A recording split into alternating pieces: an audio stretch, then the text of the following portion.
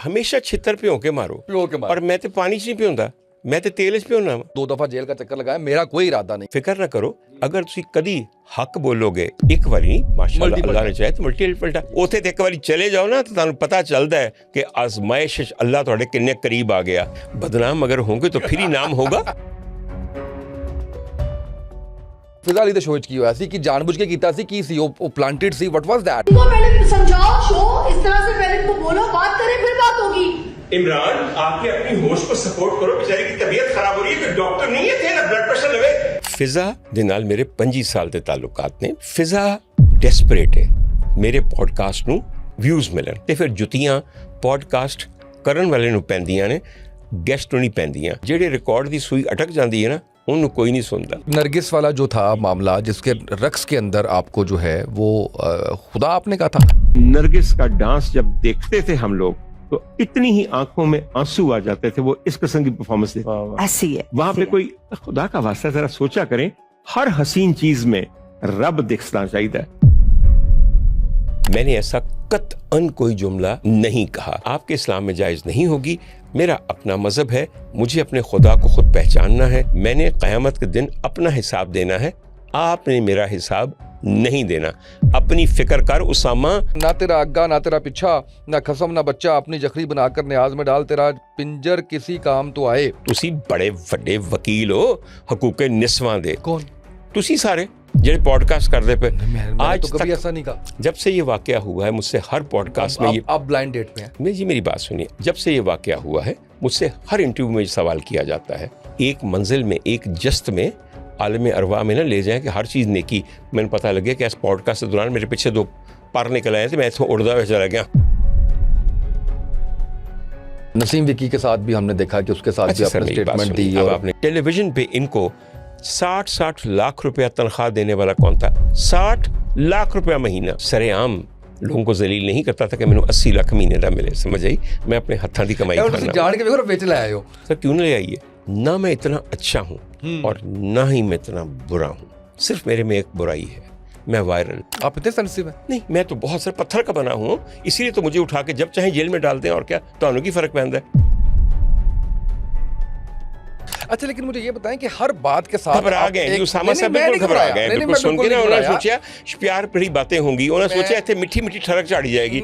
एक तो यार बुरा ना मनी, सुनते लो, मेरा टाइप नहीं, तुमके तेरे में ठड़क चाड़ा। मशहूर लोगों में कौन से लोग आपके लिए अहम है? उनका जो मकाम है और जो मैंने उनको देखा और जिस तरह मैंने उनको पाया, मैं समझता हूँ कि अगर ज़िंदगी में इतने अच्छे लोग मिल जाएं तो आपको एक दफ़ा फिर से इंसानियत पे एतबार आ जाता है। आपकी आंखों से पता चल जाता है कि आपने दिल हार के आज सब कुछ जीत लिया। आई डोंट नो मुझे ये सवाल करना चाहिए या नहीं। जेल का एक्सपीरियंस कैसा रहा? बहुत अच्छा रहा, बहुत अच्छा रहा।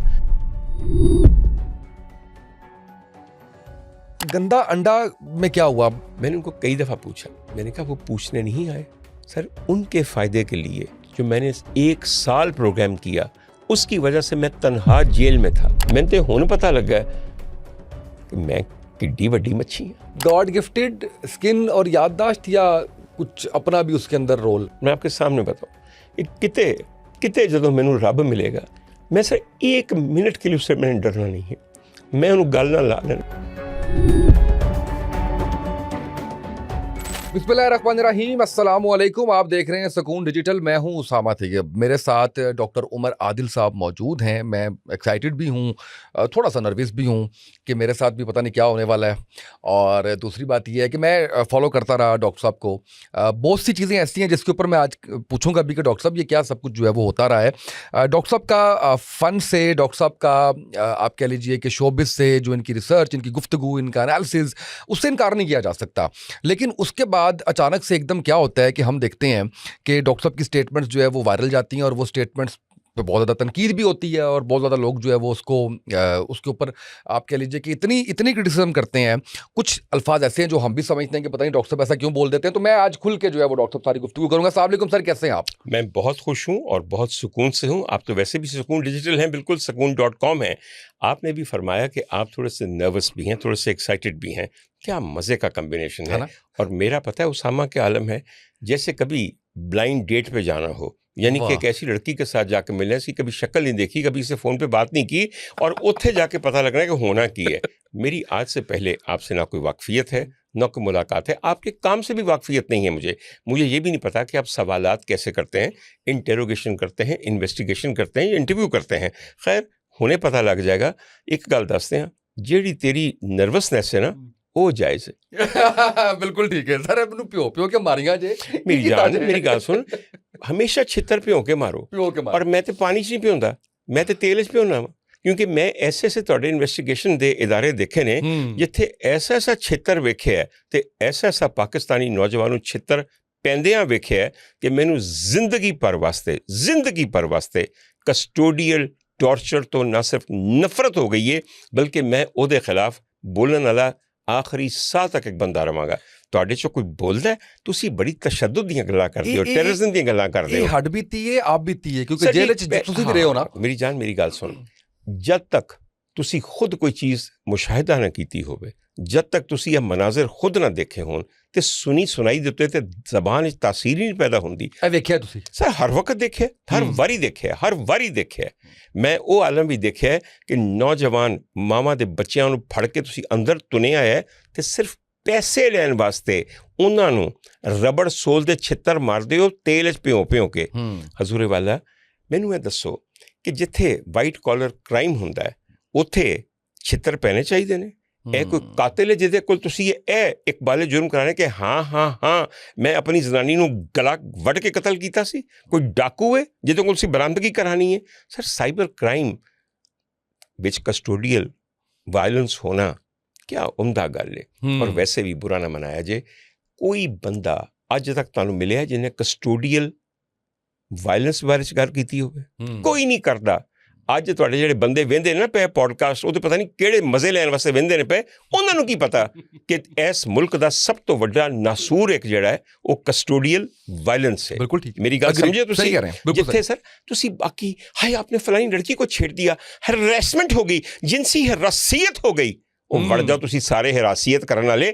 ਜਦੋਂ ਇੱਕ ਬੇਜਾਰੋ ਮਦਦਗਾਰ ਬੰਦੇ ਨੂੰ ਕਿਸੇ ਅਕੂਬਤ ਖਾਨੇ 'ਚ ਲਿਜਾ ਕੇ ਨੇਰਾ ਕਰਕੇ ਦੁਨੀਆ ਤੋਂ ਕੱਟ ਕੇ ਤੁਸੀਂ ਮਾਰਦੇ ਹੋ, ਉਸ ਵੇਲੇ ਦੇ ਬਾਰੇ 'ਚ ਕਦੀ ਗੱਲ ਕੀਤੀ ਹੈ ਤੁਸੀਂ? ਇੱਥੇ ਸਾਰੀਆਂ ਛੁਨੀਆਂ ਕਾਕੀਆਂ ਪਈਆਂ ਫਿਰਦੀਆਂ ਨੇ, ਜਿੰਸੀ ਹਰਾਸੀਅਤ ਹੋ ਗਈ, ਮੇਰਾ ਪਜਾਮਾ ਟਾਈਟ ਸੀ, ਤੂੰ ਤਸਵੀਰ ਕਿਉਂ ਲਈ, ਤੇ ਤਸਵੀਰ ਲੈ ਕੇ ਤੂੰ ਕਿੱਥੇ ਦਿੱਤੀ, ਤੇ 10 ਬੰਦਿਆਂ ਨੂੰ ਤੁੰਦੇ ਹੋ ਫੜ ਕੇ, ਔਰ ਤੁਰਨ ਤੋਂ ਬਾਅਦ ਉਹਨਾਂ ਦੇ ਨਾਲ ਕੀ ਕਰੋਗੇ? कभी सोचा तुसी? अजीब मुआशरा है। अच्छा, लेकिन मुझे ये बताएं कि हर बात के साथ घबरा गए उसामा साहब, बिल्कुल घबरा गए। बिल्कुल सुन के ना उन्होंने सोचा प्यार भरी बातें होंगी, उन्होंने सोचा इतने मिठी मिठी ठरक झाड़ी जाएगी। एक तो यार बुरा ना मनी, सुनते लो, मेरा टाइप नहीं तुमके तेरे में ठरक झाड़ा। सुनते लो, मैनू ये दसो दस दे कि तुसी हमेशा एक पॉजिटिव गल करदे जी बिल्कुल दूजी एक गल फड़ के उन्होंने नाल मैच कर देंदे हो। मेरी मैं एक मिनट, अच्छा उर्दू में इसलिए बोल रहा हूँ कि हमें कमेंट्स आते हैं सिंध से और बाकी जगहों से कि जी आपने आगाज उर्दू से किया, मैंने बता देते पंजाबी। अच्छा, तो सर गुजारिश उसमें ये है कि अभी आपने जिसके ऊपर बात की है कि आप कस्टडी में होते हैं किसी भी उसके, और वहाँ पे आपके साथ जो सलूक किया जाता है, मैं ऑन कैमरा मैं इस बात को आप सेकंड करता हूँ, मैं आपके साथ खड़ा हूँ कि बिल्कुल ठीक कह रहे हैं, नहीं होना चाहिए। दूसरी तरफ आप ले गए हैं पजामे पे, ठीक है, अब इसका क्या जोड़, क्या मैच बनता है? जोड़ इसलिए मेरी जान, क्योंकि अगर आप एक तस्वीर मुझे आती है, मैं सिर्फ आपको बता, बड़ा जोड़ जुड़ता है, अभी मैं सारा जोड़ दूं। एक तस्वीर मुझे आती है, ठीक है जी, वो मैंने एक आई मुझे, मैंने उसको आगे व्हाट्सएप पे मैसेज कर दिया, तो मैं साइबर क्रिमिनल बन गया। मेरी बात समझे आप? समझ रहा हूँ। अब समझे आप मेरी बात कि साइबर क्राइम का किसी को मतलब ही नहीं पता, और जिस चीज को आपने एक आला कार बनाया हुआ है लोगों को, मुखालिफिन को, नाकदीन को तुनने का, उसकी समझ ही आपको नहीं है। आपको समझ नहीं है, कवानीन का आपको पता नहीं है। एक छोटी सी बात मैं आपको बताऊं, छोटी सी बात आपको बताने लगा, नई चीज थी, किसी को ट्रेन नहीं किया गया। असल में मकसद क्या था? मकसद साइबर क्राइम की रोकथाम नहीं थी, मकसद साइबर क्राइम पे कंट्रोल था, मकसद साइबर पे बोलने वाले लोगों को पकड़ना था, मकसद साइबर क्रिटिक्स को खामोश करना था। ये मेरा जुमला याद रखना, मकसद साइबर क्रिटिसिज्म को खामोश करना था। बिल्कुल सही है। एक बात सुन लीजिए, अब अगला तो आपको बताऊं। आपने कहा ना बनियाई बात कैसे, सबसे पहले यहाँ पे इस पॉडकास्ट में प्यों के छितर का किसने जिक्र किया? हजूर वाला, दुखे हुओं को जब ऐसे लफ्ज़ आप कहेंगे तो वो तो आप फौरन उस तरफ ले जाएंगे, फिर आपने कहा डॉक्टर साहब इधरों जाके तुसी उधर चले जाते, अच्छी खासी बात करते हुए कोई कड़वी बात कर देते हैं। उसामा साहब बात यह है कि लौट जाती है उधर को भी नजर, क्या कीजिए, अब भी दिलकश है तेरा हुस्न मगर क्या कीजिए। वाह वाह वाह, क्या बात हुजूर वाला, जब आपको दर्द से आशनाई हो जाए, जब आप पे हकीकत खुल जाए, है। तो फिर कोई ठंडी ठंडी पोली फोली रोमांटिक बातें करने को दिल नहीं करता। बिल्कुल ठीक है, चले वापस आते हैं। आप तो 2 दफा जेल का चक्कर लगाए, मेरा कोई इरादा नहीं है इस पॉडकास्ट के बाद। आपका आपने मुझे इरादा यही ना हो, से जो है मेरी वो जान, उठाना है। इरादा मेरा भी नहीं था, फिक्र ना करो। अगर ਤੁਸੀਂ ਕਦੀ ਹੱਕ ਬੋਲੋਗੇ ਇਸ ਦੌਰ ਵਿੱਚ, ਸੱਚ ਦਾ ਸਾਥ ਦੇਣ ਦੀ ਕੋਸ਼ਿਸ਼ ਤੇ ਇੱਕ ਕਰੋਗੇ, ਵਾਰੀ ਉਹ ਆਓਗੇ। ਤੇ ਇੱਕ ਵਾਰੀ ਨਹੀਂ, ਮਾਸ਼ਾਅੱਲਾ Multiple ਅੱਲਾਹ ਨੇ time। ਚਾਹੇ ਤੇ ਮਲਟੀਪਲ ਕਹਿ ਰਹੇ ਨੇ ਮੇਰਾ ਇਰਾਦਾ ਨਹੀਂ, ਤੇ ਮੈਂ ਤੇ ਇਰਾਦਾ ਕਰਕੇ बैठा है सां। मैं तो कहना सा हाय कदों आएंगे फड़न वाले। भाईजान एक मैं आपको बात बताऊं, बुरा ना मानिएगा, जब लोग मुझ पर ये तंज करते हैं ना, डॉक्टर साहब ਤੁਸੀਂ ਵੱਡੇ ਘਰ ਹੋਇਆ है, ਤੁਸੀਂ जेल हुआ है, तो मैं कहना पुत्र तू जरा नहीं होके आया, तू असल जेल च तू है, तेरा ज़मीर कैद च, तेरी जबान जड़ी है ਉਹਦੇ ਤੇ ਪਹਿਰੇ ਨੇ, ਤੇਰੀ ਸੋਚ ਦੇ ਉੱਤੇ ਸਿਪਾਹੀ ਖੜੇ ਨੇ, ਔਰ ਤੇਰੇ ਅਮਲ ਨੂੰ ਦੇਖਣ ਵਾਲੇ ਇੰਨੇ ਬੰਦੇ ਖੜੇ ਨੇ ਕਿ ਲੈ ਕਰ ਹਾਂ ਇੱਕ ਜੁਮਲਾ ਕਹਿ ਹਾਂ, ਇੱਕ ਕਦਮ ਚੁੱਕ ਹਾਂ ਹੱਕ ਦੇ ਰਸਤੇ ਤੇ, ਤੇਰੀਆਂ ਲੱਤਾਂ ਨਾ ਬਣ ਦਈਏ। ਵੱਡੇ ਬਹੁਤੇ ਤੁਸੀਂ ਆਜ਼ਾਦ, ਵੱਡੇ ਤੁਸੀਂ ਬਹੁਤੇ ਬਗੈਰ ਇਰਾਦਾ ਬਾਹਰ ਬਹਿਣ ਵਾਲੇ, ਵੱਡੇ ਤੁਸੀਂ ਬਹੁਤੇ ਜੇਲ੍ਹ ਤੋਂ ਬਾਹਰ, ਉਹ ਤੁਹਾਡੇ ਤੋਂ ਵੱਧ ਕੇ ਤਾਂ ਕੋਈ ਕੈਦੀ ਨਹੀਂ ਹੈ। ਬਿਲਕੁਲ ਠੀਕ। ਉੱਥੇ ਤੇ ਇੱਕ ਵਾਰੀ ਚਲੇ ਜਾਓ ਨਾ, ਤੁਹਾਨੂੰ ਪਤਾ ਚੱਲਦਾ ਹੈ ਕਿ ਆਜ਼ਮਾਇਸ਼ ਅੱਲਾਹ ਤੁਹਾਡੇ ਕਿੰਨੇ ਕਰੀਬ ਆ ਗਿਆ, ਤੁਹਾਨੂੰ ਤੇ ਪਤਾ ਹੀ ਨਹੀਂ, ਅੱਲਾਹ ਭੁੱਲਿਆ ਬੈਠਾ, ਤੁਸੀਂ ਸਾਨੂੰ ਗੱਲਾਂ ਕਰਦੇ ਹੋ। ਆਖਰੀ ਫਿਕਰਾਂ ਤੇ ਦਿਲ ਲੁੱਟ ਲਿਆ। ਪਹਿਲੇ ਵਾਲਾ ਜਿਹੜਾ ਸੀ ਮੈਂ ਤਾਂ ਸੋਚਿਆ ਸੀ ਪਹਿਲੇ ਜੁਮਲੇ ਤੋਂ ਲੁੱਟਿਆ ਗਿਆ, ਤੂੰ ਤੇਰੇ ਬੱਚੇ ਹੈਗੇ ਤੇਰੇ ਪੋਡਕਾਸਟ ਵਿੱਚ, ਖੁਦਾ ਦੀ ਕਸਮ ਸਵਾਲ ਨਹੀਂ ਹੋ ਰਿਹਾ। ਅੱਛਾ ਉਹ ਮੈਨੂੰ ਦੱਸੋ ਇਹ ਕੀ ਹੋਇਆ ਸੀ ਫਿਜ਼ਾ ਅਲੀ ਦੇ ਸ਼ੋਅ 'ਚ, ਕੀ ਹੋਇਆ ਸੀ ਕਿ ਜਾਣਬੁੱਝ ਕੇ ਕੀਤਾ ਸੀ, ਕੀ ਸੀ ਉਹ planted C, what was that? ਨਹੀਂ ਜਾਨੀ ਐਸੀ ਕੋਈ ਚੀਜ਼ ਨਹੀਂ ਹੁੰਦੀ। ਇੱਕ ਤਾਂ ਪਹਿਲੀ ਗੱਲ ਮੈਂ ਇੱਕ ਥੋੜੀ ਜਿਹੀ ਗੱਲ ਐਕਸਪਲੇਨ ਕਰਾਂ ਤੁਹਾਨੂੰ। ਫਿਜ਼ਾ ਦੇ ਨਾਲ ਮੇਰੇ 25 ਸਾਲ ਦੇ ਤਾਲੁਕਾਤ ਨੇ। ਫਿਜ਼ਾ ਇੱਕ ਬੜੀ ਮਿਹਨਤੀ, ਬਹੁਤ ਜ਼ਿਆਦਾ ਅੱਛੀ ਹੋਸਟ ਹੈ। ਦੇਖੋ ਮੇਰੀ ਗੱਲ ਸੁਣੋ, ਫਿਜ਼ਾ ਡੈਸਪਰੇਟ ਹੈ ਮੇਰੇ ਪੋਡਕਾਸਟ ਨੂੰ ਵਿਊਜ਼ ਮਿਲਣ, ਕੰਟਰੋਵਰਸੀ ਜਨਰੇਟ ਹੋਵੇ, ਇਹੋ ਜਿਹੀਆਂ ਰੀਲਾਂ ਮਿਲਣ ਕਿ ਲੋਕੀ ਮਿਲੀਅਨਸ ਵਿੱਚ ਦੇਖਣ। ਉਹਦਾ ਮਕਸਦ ਹੈ ਵੇ, ਔਰ ਮਕਸਦ ਬਿਲਕੁਲ ਸਹੀ ਹੈ। ਅਸੀਂ ਅੱਜ ਕੱਲ੍ਹ ਕਿਉਂ ਕਰ ਰਹੇ ਹਾਂ ਪੋਡਕਾਸਟ, ਅਸੀਂ ਅੱਜ ਕੱਲ੍ਹ ਕਿਉਂ ਕਰ ਰਹੇ ਹਾਂ ਵੀਲੌਗ? ਸਨਸਨੀ ਵੇਚਣ ਵਾਸਤੇ, ਅਤੇ ਸਨਸਨੀ ਕ੍ਰੀਏਟ ਕਰਨੀ ਪੈਂਦੀ ਹੈ। ਮੇਰੀ ਗੱਲ ਸਮਝੋ, ਮੈਂ ਫਿਜ਼ਾ ਨੂੰ ਇਹੀ ਕਿਹਾ ਸੀ ਜੋ ਮੈਂ ਤੁਹਾਨੂੰ ਕਿਹਾ ਕਿ ਬੇਧੜਕ ਹੋ ਕੇ ਜੋ ਤੇਰਾ ਦਿਲ ਕਰਦਾ ਸਵਾਲ ਕਰ। ਤੁਸੀਂ ਆਪਣੇ ਵੱਲੋਂ ਇਹ ਇਜਾਜ਼ਤ ਦਿੰਦੇ ਹੋ, ਜਿਹਨੂੰ ਇਜਾਜ਼ਤ ਦਿੰਦੇ ਹੋ, ਅਗਰ ਉਹਨੂੰ ਨਹੀਂ ਪਤਾ ਕਿ ਮੈਂ ਕਿੱਥੇ ਰੁਕਣਾ ਹੈ, ਕਿਹੜੀ ਲਾਈਨ ਪਾਰ ਨਹੀਂ ਕਰਨੀ, ਕਿਸ ਜਗ੍ਹਾ ਇੱਕ ਜਗ੍ਹਾ ਰੁਕਣਾ ਹੈ, ਜਾਂ ਬਾਰ-ਬਾਰ ਉਹੀ ਸਵਾਲ ਕਰੀ ਜਾਣਾ ਤੇ ਫਿਰ ਜੁੱਤੀਆਂ ਪੋਡਕਾਸਟ ਕਰਨ ਵਾਲੇ ਨੂੰ ਪੈਂਦੀਆਂ ਨੇ, ਗੈਸਟ ਨੂੰ ਨਹੀਂ ਪੈਂਦੀਆਂ। ਤੁਸੀਂ ਇੰਝ ਕਰੋ, ਮੈਨੂੰ ਫਿਜ਼ਾ ਤੇ ਬੜਾ ਰਹਿਮ ਆਉਂਦਾ। ਉਹਦੀ ਵਜ੍ਹਾ ਪਤਾ ਕੀ ਹੈ? ਵਿਊਜ਼ ਲੈਣ ਵਾਸਤੇ ਜਾਂ ਐਪਰੀਸੀਏਸ਼ਨ ਲੈਣ ਦੇ ਕਿੱਸੇ 'ਚ ਮੈਂ ਉਸ ਇੰਟਰਵਿਊ ਦੇ ਯਕੀਨ ਕਰੋ ਦੁਬਾਰਾ ਨਹੀਂ ਦੇਖਿਆ ਜਾ ਕੇ, ਕਿਉਂਕਿ ਮੇਰਾ ਦਿਲ ਨਹੀਂ ਕਰਦਾ ਆਪਣੇ ਆਪ ਨੂੰ ਫਿਰ ਮੈਨੂੰ ਪਤਾ ਹੁੰਦਾ ਮੈਂ ਕੀ ਕਿਹਾ। ਥੱਲੇ ਸਰ ਜੀ ਸੈਂਕੜਾ ਕਮੈਂਟਸ ਨੇ, 96% ਕਮੈਂਟਸ ਫਿਜ਼ਾ ਨੂੰ ਬੁਰਾ ਕਹਿ ਰਹੇ ਨੇ, ਹਾਲਾਂਕਿ ਬਿਲਕੁਲ ਬੁਰੀ ਲੜਕੀ ਨਹੀਂ ਹੈ। ਹੋਇਆ ਵਾਇਆ ਕੁਛ ਵੀ ਨਹੀਂ ਸਰ ਜੀ। ਗੱਲ ਹੈ ਵੇ ਕਿ she was trying to fulfil a purpose, she was trying to make her podcast very successful. ਉਸ ਸਿਲਸਿਲੇ 'ਚ ਉਹਨਾਂ ਨੇ ਇੰਟਰਵਿਊ ਦੀ ਇੰਟਰੋਗੇਸ਼ਨ ਬਣਾ ਦਿੱਤੀ, ਇੱਕ ਹੀ ਸਵਾਲ ਬਾਰ-ਬਾਰ। ਇੱਕ ਬੰਦਾ ਉਹ ਹੁੰਦਾ ਅੱਛਾ ਅਕਲਮੰਦ ਪੋਡਕਾਸਟ ਕਰਨ ਵਾਲਾ ਕਿ ਜਿਹੜਾ ਤੁਹਾਨੂੰ ਇੱਕ ਸਵਾਲ ਕਰੇ ਚੁੱਪਤਾ ਹੋਇਆ, ਉਹਦਾ ਜੋ ਵੀ ਜਵਾਬ ਹੋਵੇ ਉਹਨੂੰ ਇੱਕ ਮਾਨੀ ਖੇਜ਼ ਕੌਮੈਂਟ, ਮਾਨੀ ਖੇਜ਼ ਮੁਸਕਰਾਹਟ ਜਾਂ ਮਾਨੀ ਖੇਜ਼ ਜੁਮਲੇ 'ਤੇ ਖ਼ਤਮ ਕਰਕੇ ਅੱਗੇ ਮੂਵ ਕਰ ਜਾਏ। ਪਬਲਿਕ ਨੂੰ ਸਾਰੀ ਗੱਲ ਪਤਾ ਲੱਗ ਜਾਂਦੀ ਹੈ। ਜਿਹੜੇ ਹਾਂਜੀ ਜਿਹੜੇ ਰਿਕਾਰਡ ਦੀ ਸੂਈ ਅਟਕ ਜਾਂਦੀ ਹੈ ਨਾ, उन्होंने कोई नहीं सोचा। नरगिस वाला जो था मामला, जिसके रक्स के अंदर आपको जो है वो खुदा आपने कहा था। आपने मेरी बात सुन लीजिए, एक बात बताइए, कितनी मज़े की बात है कि हम एक ऐसा जुमला किसी से मंसूब कर देते हैं कि जो उसने कहा ही नहीं है। आप सच बताइए, आप मेरे सामने बैठे हुए, आपने मेरे मुतालिक रिसर्च भी की होगी, आपने मेरे मुतालिक रिसर्च करवाई भी होगी, आपने तभी तो मुझे यहाँ बुलाया है। हजूर वाला सच बताइए, आपने अपने कानों से ये जुमला सुना है? आपने मेरा सवाल नहीं सुना।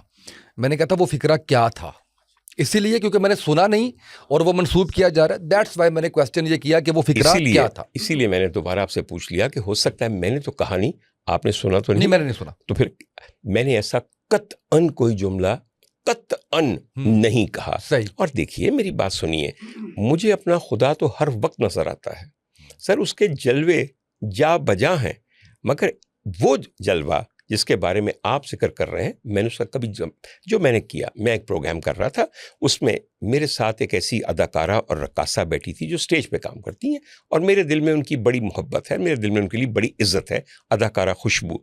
बात हो रही थी स्टेज पे रक्स, तो उसमें बात मैंने की, मैंने कहा जब तक नरगिस स्टेज पे रक्स करती थी मैंने कभी उनको बेहुदा बात करते नहीं देखा।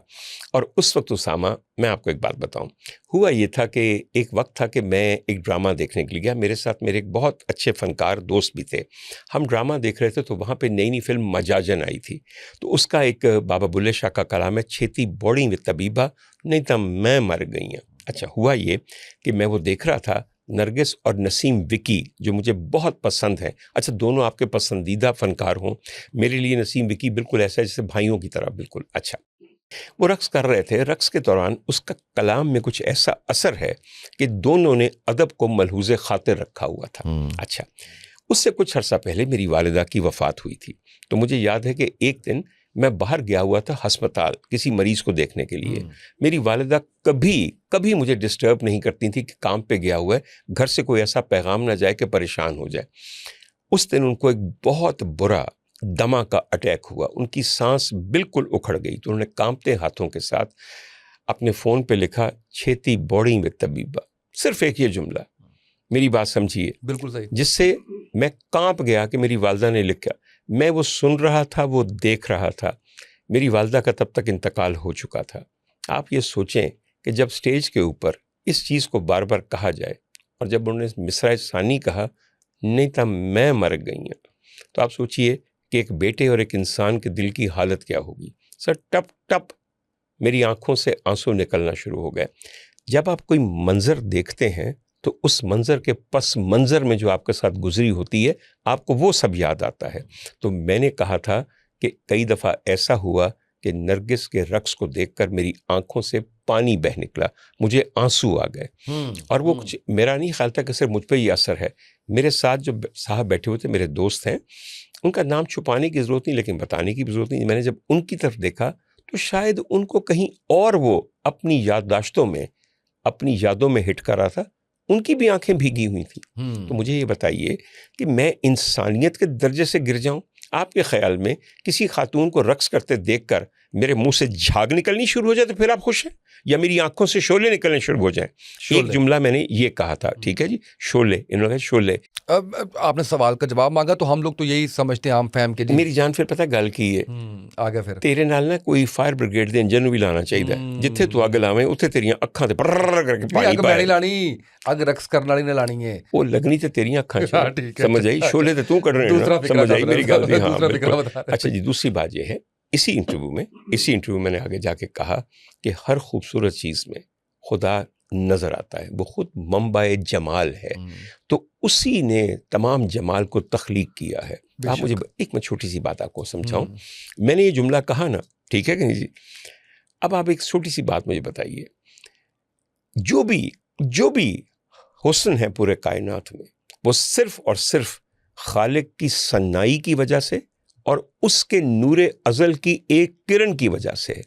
आपके सामने एक गुलकारा बैठी हूँ, ठीक है जी, रक्स नहीं कर रही, असले शोले नहीं निकलने, समझ आई मेरी गल? हाँ, एक गुलकारा बैठी हो, कमाल तान ले, कमाल उम्दा एक जगह आवाज लगाए, आपके दिल को असर कर जाए, आपके मुंह से क्या निकलेगा? सुभान अल्लाह। नहीं निकलेगा ना, इस्लाम में जायज़ नहीं है मौसीकी। सर जी, आपके इस्लाम में जायज़ नहीं होगी, मेरा अपना मज़हब है, मुझे अपने खुदा को खुद पहचानना है, उसके कलाम को खुद पहचानना है, मुझे इस सिलसिले में किसी मुअल्लिम की हाजत नहीं है।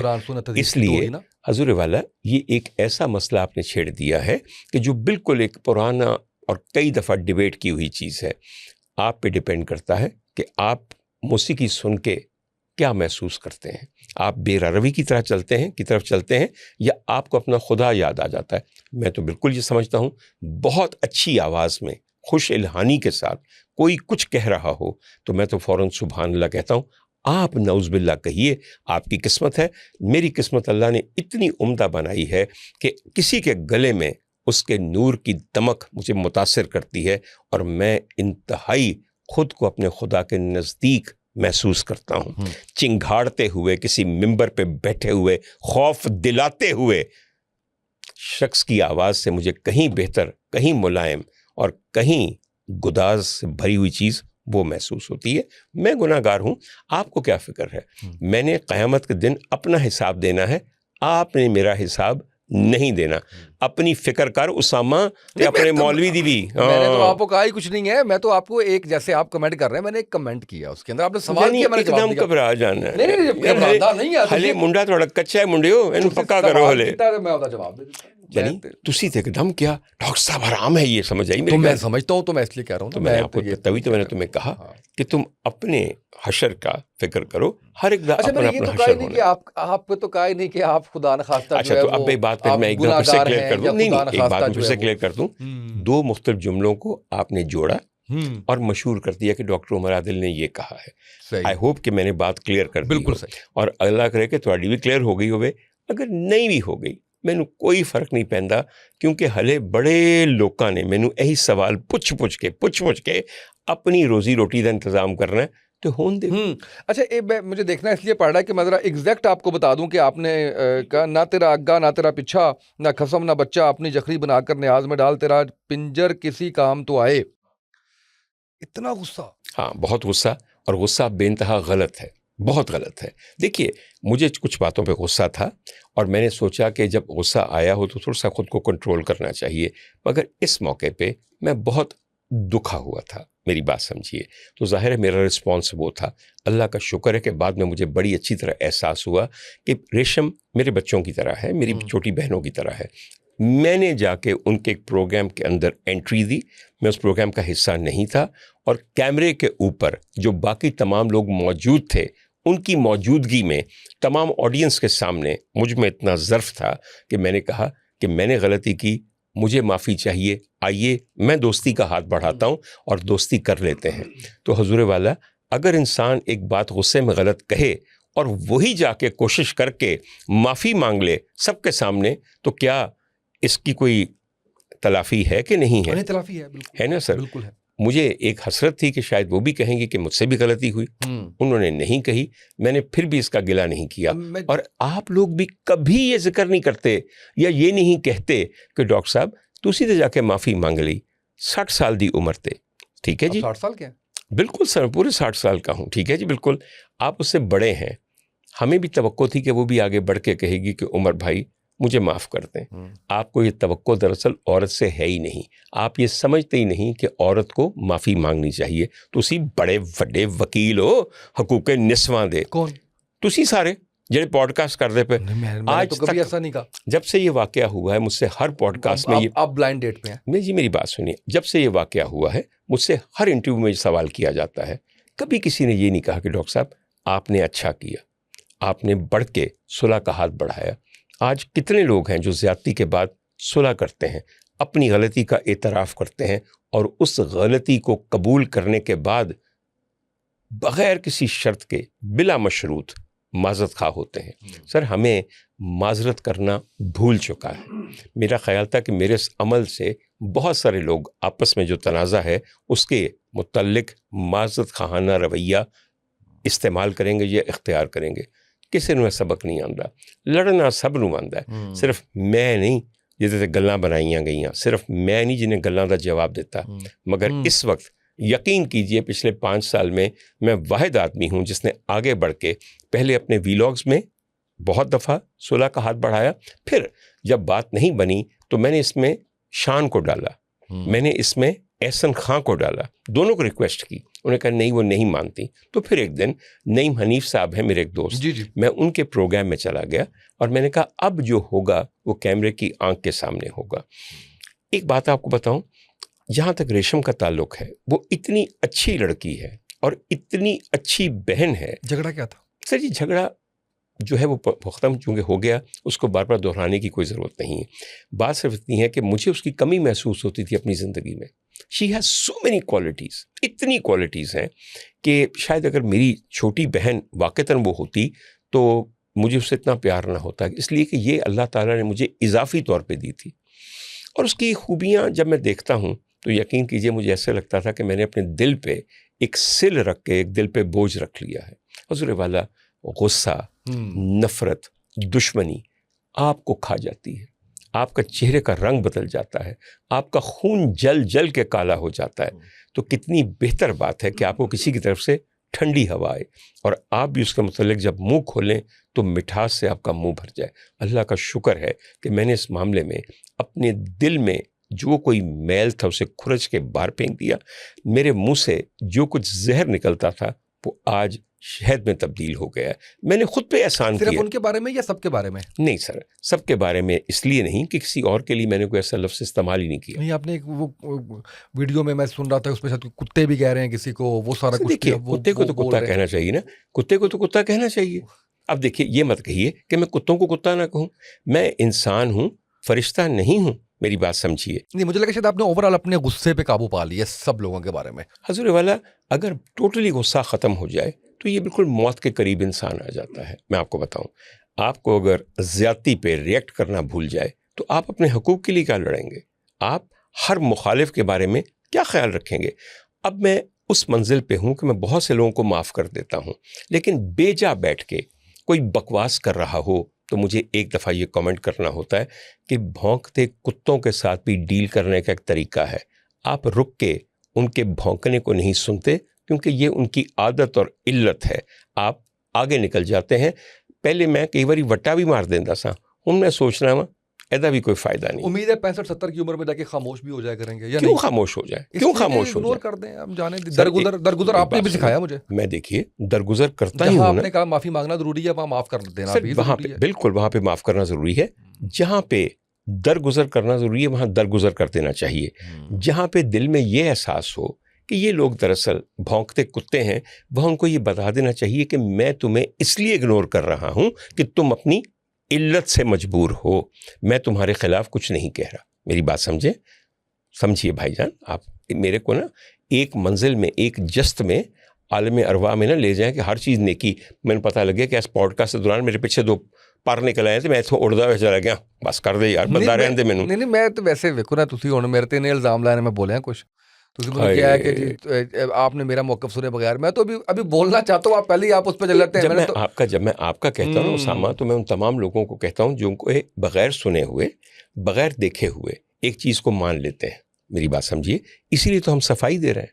और दूसरी बात यह है, इस इंटरव्यू या पॉडकास्ट के बाद एक दफ़ा देखिएगा, अगर आपको ये जुमला मेरा मिल जाए और ये अलग अलग 2 जुमले ना हों तो फिर मुझे कहिएगा कि डॉक्टर उमर आदिल आके मेरे सामने झूठ बोल के चला गया। और अगर मेरी बात सच हो तो कहिएगा हाँ यार, असी बड़ी ज़्यादती करने लोगों ने। बिल्कुल सही। नहीं, आई डू अग्री, आप कह रहे हैं तो आप सच कह रहे हैं, मैं तो सच मानने वालों में से हूं कि आप कह रहे हैं। ये रिकॉर्डेड चीज़ें हैं भाईजान, ये वो नहीं है कि मैंने खुफिया हवा में नहीं है। हवा में नहीं है। ये नहीं कि मैंने वर्दी में खड़े होकर अपने साथी को जो कहा था तू मैंने फाड़ लिया, है गलना रिकॉर्डेड ने। बिल्कुल सही है। अच्छा, लेकिन इख्तलाफात तो बहुत से आपके नजर आते रहते हैं। अभी नसीम विकी के साथ भी हमने देखा कि उसके साथ अच्छा सर, मेरी बात सुनिए, अब आपने इतनी मुनासिब बात की है सर जी। नसीम विकी के बारे में अभी थोड़ी देर पहले मैंने जिक्र किया कि मेरे भाई की तरह है। अच्छा, कई दफ़ा लोग मुझसे आके किसी और के तनाज़े के बारे में पूछते हैं तो मैं उनके एक बात कहता हूँ। हजूर वाले एक साहब मेरे पास आया करते थे जो किसी ज़माने में काम करते थे आफ्ताब इकबाल साहब के साथ। ठीक है जी, नाम नहीं बताएंगे तो नाम सबको पता होगा, मुझे क्या बताने की ज़रूरत है। बहुत दफ़ा इंटरव्यू करने के लिए आए।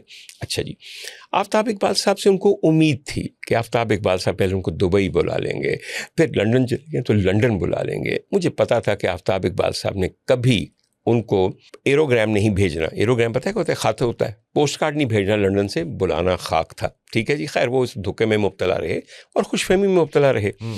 तो एक प्रोग्राम में मैंने उनको कहा कि आफ्ताब इकबाल साहब की बहुत बड़ी एक कंट्रीब्यूशन है हमारे कॉमेडियंस की तरफ। वो तमाम लोग जिनके पास शायद खाने के लिए भी पैसा नहीं होता था किसी ज़माने में, और मुज़ाफ़ाती थिएटर्स में महीनों काम करते थे और बड़ी मुश्किल हालात में थे, आज वो सब जो हैं वो काली V8 में बैठे हुए हैं। अब काली V8 मैंने एक सिंबल के तौर पे इस्तेमाल किया। मेरी बात समझ रहे हैं आप? और इसमें गलत बात भी नहीं है। आज आपके कॉमेडियंस दोबारा फुल सर्कल चल गए हैं। मेरी बात समझिए, हजूर वाला, मुझे वो वक्त भी याद है कि इनमें से कई लोग बिल्कुल पैदल थे, बहुत बड़े फनकार थे, लेकिन इनके हालात को बदलने वाला मेन शख्स कौन था? टेलीविज़न पे इनको 60 लाख रुपया तनख्वाह देने वाला कौन था? 60 लाख रुपया महीना, आफ्ताब इकबाल। हाँ, और कौन था? उससे पहले मुझे बताइए किसको मिली थी तनख्वाह? बिल्कुल नहीं। किसको मिली? हजूर एक बात समझिए मेरी बात। जब मैंने ये कहा तो मुझे नहीं पता था कि नसीम विकी साहब की काली V8 है। उनको ओके। किसी ने जाके कहा देखो डॉक्टर उमर आदिल ने ਤੁਹਾਡੀ ਗੱਡੀ ਤੇ सट की थी। अब देखिए वो भी मुझे बहुत अच्छा समझते थे, उनके दिल को लगा कि शायद मैं उनके खिलाफ बात कर रहा हूँ।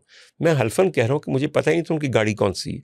ये तो सब कुछ आपके साथ इत्तेफाक हो रहा है या आप इतने ही अच्छे हैं जितना बता रहे हैं? मुझे नहीं, मुझे सर, समझ नहीं आ रही। मेरी मैं सच्ची बात देखिए, बताऊं आपको। आप देखिए मेरी बात सुनिए और कोई वजह फिर बता दीजिए, या अगली दफ़ा नसीम विक्की साहब को यहाँ बुलाइए और पूछिए कि आपका डॉक्टर उमर आदिल के साथ क्या तनाज़ा है। एक आपको मैं बात बताऊं, ना मैं इतना अच्छा हूं और ना ही मैं इतना बुरा हूं, सिर्फ मेरे में एक बुराई है, मैं वायरल हूं। और वायरल होने के तरीके भी पता है आपको? होने के तरीके भी पता है और हो भी जाता हूं। हम्म। एक बात समझिएगा ज़रूर, आप जब सच्ची बात करते हैं तो वो लगती बड़ी बुरी है, किसी को हजम नहीं होती। आपकी कास्ट क्या है? मेरी कास्ट जंजुआ है, हम राजपूत हैं। तो अराई क्यों इतने बुरे लगते हैं? अरे कत्तन बुरे नहीं लगते, कत्तन वो बुरे क्या नहीं था? लगते। हजूरी वाला वो भी आप कभी देखे ना तो आपको पता चले। हुआ ये था कि एक खातून मेरी ये खतीर रकम लेकर गायब हो चुकी हैं। आज उनको गायब हुए हुए 6-7 साल हो गए हैं। वो एक बहुत मकबूल, बहुत मुतहर्रिक हमारी होस्ट थी। आप भी उनको जानते हैं, आयशा सना को। आप मुझे बताइए पिछले 6 साल में आपने आयशा सना की शक्ल देखी है? आई गेस नहीं, कहीं कोई रील आ जाती है, वाइट करो ब्राइट करो, वो रील जो है वो तकरीबन 11 साल पुरानी नहीं, है। मैं वैसे बता रहा हूँ कि 6 साल में शायद वो नजर आ जाती हो, नया कोई कंटेंट नजर नहीं आ रहा। 6 साल में उनकी कोई तस्वीर नहीं आई। 6 साल में किसी को ये नहीं पता कि वो रहती कहाँ हैं, किसके पास रहती हैं, क्या करती हैं, खाती कहाँ से, कमाती कहाँ से, नहीं पता। वो बहुत से लोगों के पैसे लेके, अपनी मजबूरी की उनकी होगी, जिसमें मेरे पैसे भी शामिल हैं। मैं उससे जिसमें जितने भी हैं खतीर रकम मेरे लिए, मैं सर ARY में सरेआम लोगों को जलील नहीं करता था कि मैंने 80 लाख महीने ना मिले, समझ आई। मैं अपने हत्थां दी कमाई खाना जान के देखो बेच लाए हो सर, क्यों नहीं ले आइए। मैं चाहना वा लोगों को पता लगे कि छापे मारन दे तानू इस मुआशरे 80 लाख रुपया महाना मिलता है। सर गलत है कुछ? जी सर, गलत है कुछ? क्या जस्ट अ गलत है? क्वेश्चन, इसमें गलत है? नहीं, 80 गलत लाख नहीं है। रुपया सर जी सैलरी नहीं, इस बात की मैं है ना, बताता हूँ। गलत है? मैं इसमें बात करने पहले एक बात खत्म जी, कर ले, ठीक फिर मैं बताता हूँ, ठीक है जी। अच्छा, मेरी ये बात सुनिएगा। मैं जब उनसे, उनके मुतल्लिकीन के पास गया कि हमारे पैसे वापस कर दें, बड़ी मुश्किल है हमें, ठीक है जी, तो उन्होंने जो जवाब दिया था उसमें उन्होंने ये कहा था कि हम अराई हैं, हम पैसा नहीं वापस करते। और आज तक कितनी दुनिया गई है, कितनी FIRs हैं। इस वक्त आयशा सना प्रोक्लेम्ड ऑफेंडर है, प्रोक्लेम्ड ऑफेंडर है। सोचें किसी की बेटी अगर इश्तिहारी मुल्जिमा हो, 6 साल से गायब हो, आपने बहसियत वालिदैन उसको देखा ना हो, पता नहीं आपकी बेटी है कोई कि नहीं, जी बेटी। आप 6 दिन उसके बगैर रह सकते हैं एक ऐसे आलम में कि वो ज़ेरे ज़मीन छुपी हुई हो लोगों को पैसे देने की वजह से? मुझे बताइए, आप करें ये? मगर है ना लोग ऐसे, अरबपति लोग ऐसे हैं जो आराम से बर्दाश्त करते हैं। मैंने सिर्फ इतना कहा कि उन्होंने ये कहा, और फिर मैंने कहा कि मुझे बाबा बुल्ले शाह का एक लिखा हुआ शेर याद आता है, ये तू पुत्र साइंदा वसा न खाई अराइंदा। ये हेट स्पीच है क्या? ये जुमला, ये शेर आपने पहले कभी नहीं सुना क्या? इसमें डेफमेशन है? मुझे बताइए ना, है? फरमाइए ना। ये इसमें सोशल मीडिया के रूल्स के मुताबिक तो यस। अच्छा है, हाँ, उसके अंदर आएगा कि आप एक ग्रो को जो है वो बुरा कह रहे हैं। यानी आप जब इसके फेसबुक के जाके पढ़ेंगे, सारे SOPs पढ़ेंगे, तो उसमें ये लिखा हुआ आएगा, उसमें लिखा उसमें हुआ जाके आएगा। रिपोर्ट करता है। मैं आपको सिर्फ आपका जी, जवाब जी, दे रहा हूँ, आप बड़ी सी बात कर रहे हैं, राइट और आप रॉन्ग। बिल्कुल सही फरमा रहे हैं। उसमें ये लिखा हुआ है आपको कि अगर आप एक सूफी शायर का एक ज़रबुल मिसल शेर जो है वो अगर कहीं पे रिपीट करेंगे तो आप फिरका वारियत या हेट स्पीच का मुलविस हो जाएंगे। नहीं, अगर आप कहेंगे तो मैं इसको एक्सप्लेन करूंगा, वरना आप बात कंप्लीट कर लीजिए। अब मैंने आपको सिर्फ बताया सोशल मीडिया के प्लेटफॉर्म्स के मुताबिक। जब हम अपनी सोसाइटी में बात करते हैं तो हम क्योंकि उनको मानते हैं और हम उनकी शायरी को कोट करते हैं, तो ऑब्वियसली नॉट। लेकिन जब हम सोशल प्लेटफॉर्म्स की बात करते हैं तो जाहिर है कि अगर वो जिसने आप पे पर्चा करवाया उसने भी वो क्वेश्चन लिया और वो लेके जो है वो अच्छा, आपके ऊपर जो बिल्कुल है वो आपकी करता है। बात मैं मान गया। लेकिन ये क्या वजह है कि जितने भी मैं नाम लूं उनके खिलाफ कुछ ना कुछ आपने बोला हुआ है। वज़ीर आला पंजाब के बारे में आपने बोला हुआ है, गरीदा फरूकी के बारे में आपने बोला हुआ है, यासिर शामी के बारे में आपने बोला। अहमद अली भट्ट को घटिया इंसान, बहुत घटिया इंसान है, बहुत घटिया इंसान, बहुत घटिया इंसान। मैं 30 दफ़ा कहा है आपको मैंने, बिल्कुल ठीक है जी, बिल्कुल। और मेरे पास वैलिड रीजन है उसकी। यासिर शामी के बारे में मैंने उसको कोई घटिया नहीं कहा। नहीं, मैंने ये नहीं कहा घटिया, लेकिन मैं आपको कह रहा हूं कि इख्तलाफ कोई ऐसी स्टेटमेंट जिसके ऊपर मैंने हल्का सा गिला किया कि देखिए सारी दुनिया मेरी पॉडकास्ट करना चाहती है, ठीक है जी। मैंने यासिर शामी को खुद फ़ोन करके कहा कि यासिर शामी, मैं चाहूँगा कि तुम किसी वक्त मेरा इंटरव्यू करो। खुद मेरा दोस्त है बहुत। उन्होंने आगे से मुझे गोल सा जवाब दे के टाल दिया। आप अगर मेरे दोस्त हों, मैं आपको कहूँ कि इंटरव्यू करना है और आप मुझे गोल सा जवाब देके टाल दें, आपके दिल में गिला पैदा होगा कि नहीं होगा? डिपेंड करता है। हाँ, तो डिपेंड करके है ना, मेरे पे डिपेंड हो भी सकता है और बिल्कुल नहीं भी हो सकता। हाँ, दोनों तरह से मुझे हो गया। आपके ताल्लुक पे डिपेंड करता है। सर आपने मुझे किस हो गया, मान से मुझे कहा, हो किस तरह गया से कहा। और फिर मैंने उसके बारे में अलग कोई पीछे छुप के नहीं, कोई गीबत नहीं की, मैंने कहा कि मुझे दुख हुआ कि उन्होंने मेरी बात को टाल दिया। तो इसमें उनको बात बनाने वाली कौन सी बात है, या उनको गालियां देने वाली कौन सी बात? गाली तो मैंने कहा ही नहीं है, मैं तो इख्तलाफात की आपकी बात कर रहा हूँ ना कि कहाँ हजूर वाला किसी से शिकवा करना, दोस्ती की बुनियाद पे शिकवा करना इख्तलाफ तो नहीं। फिर मुझे कहना पड़ेगा कि आप वायरल हैं तो खबर बन जाती है। हाँ सर, वो बात वही ना कि आप एंगलिंग हो जाती है। एग्जैक्टली यही होती है। आप किसी भी मामले को नितारेंगे, अगर उसमें से कोई बात निकल आई तो मैं आपका मुजरिम हूँ। सर मुझे भला पता नहीं है कि मेरी हर बात को कैसे कैसे कॉनोटेशन के साथ किस तरह मरोड़ के पेश किया जाता है। और सर जी, उसके पीछे जो वजूहात हैं वो भी मैं जानता हूँ। मुझे आप भी तो केसेस कर सकते हैं। सर क्यों करूं? इन अदालतों में डिफेम किया जाता है, हजूर वाला इतने इल्जाम लगाए जाते हैं। मैं एक छोटी सी बात में अगर आप मुझे इजाजत दीजिए कि जिस तरह से एंगलिंग दी गई नरगिस के डांस को, ये तो आपके लिए बड़ा खतरनाक भी हो सकता था। बेइंतहा ज्यादा, आप बिल्कुल सही फरमाते हैं। आपको एटलीस्ट अगर आप इसके ऊपर, जैसे आज आप और मैं गुफ्तगू कर रहे हैं, मैं आपको सुन रहा हूँ, ठीक है, मैं कोशिश कर रहा हूँ कि आपको काटूं आपकी बात को, मैं कोशिश कर रहा हूँ कि अपना कुछ थोपूं ना आप पे, पूरा सुनूं, आवाम फैसला करें। इसी तरीके से मैंने इससे पहले इस तरह से देखा नहीं कभी कि आप इस तरह से पूरा वो सारा बयान और वो सारा, उसके अंदर भी कुछ ना कुछ ऐसा कंट्रोवर्शियल आ जाता है। लेकिन क्यों इस सिस्टम से आप इतना वो हैं कि आप कह रहे हैं कि इन अदालतों से या इन जगहों से एटलीस्ट आप अपने तई कोशिश तो कीजिए, आप एक दफ़ा हुज्जत तमाम तो कीजिए। मैंने कोशिश अपने तई हमेशा करनी है। मैं एक बात मैं आपको समझाने की कोशिश करता हूँ। आपने शायद कभी किसी पाकिस्तानी अदालत में कोई मुकदमा नहीं लड़ा।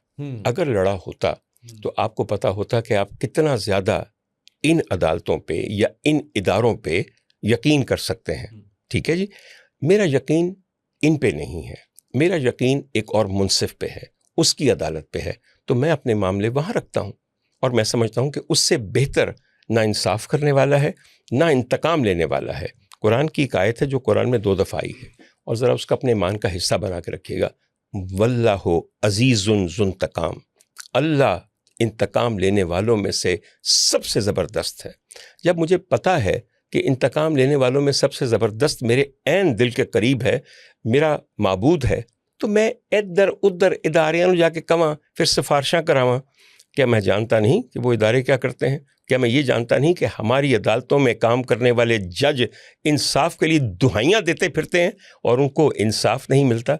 क्या मुझे नज़र नहीं आता कि उज़्मा में चीफ जस्टिस ऑफ पाकिस्तान बनने वाले जज जो हैं वो बेचारे इस्तीफ़ा दे के घर चले जाते हैं इसलिए कि उनको इंसाफ नहीं मिलता? छोड़िए। अच्छा, ये इतना जो है वो पैमरा अलाउ करती है इतनी तनकीद इदारों पे? Just a question. तो मैंने एक तनकीद तो की नहीं, आप मुझे बताइए। मैं तो एक हकीकत बयान कर रहा हूँ, एक हकीकत बयान कर रहा हूँ। क्या मैं एक बात ऐसी की है जो नहीं हुई? कमाल बात है, एक हकीकत को बयान करना ये एक बिल्कुल खबर की तरह है बयान करना, वो पैमरा को बुरा लग जाता है। कमाल बात है। सर मैं झूठ अगर बोल रहा हूँ, मुझे बताइए कि एक मैंने जो बात कही है वो गलत है? क्या हमारे यहाँ जज दुहाई नहीं देते रहे? क्या उनको इंसाफ मिल गया? क्या हमारे यहाँ 2 ऐसे वुड बी चीफ जस्टिस ने एन अपने करियर के बिल्कुल मेराज पे इस्तीफे देके घर जाना बेहतर नहीं समझा?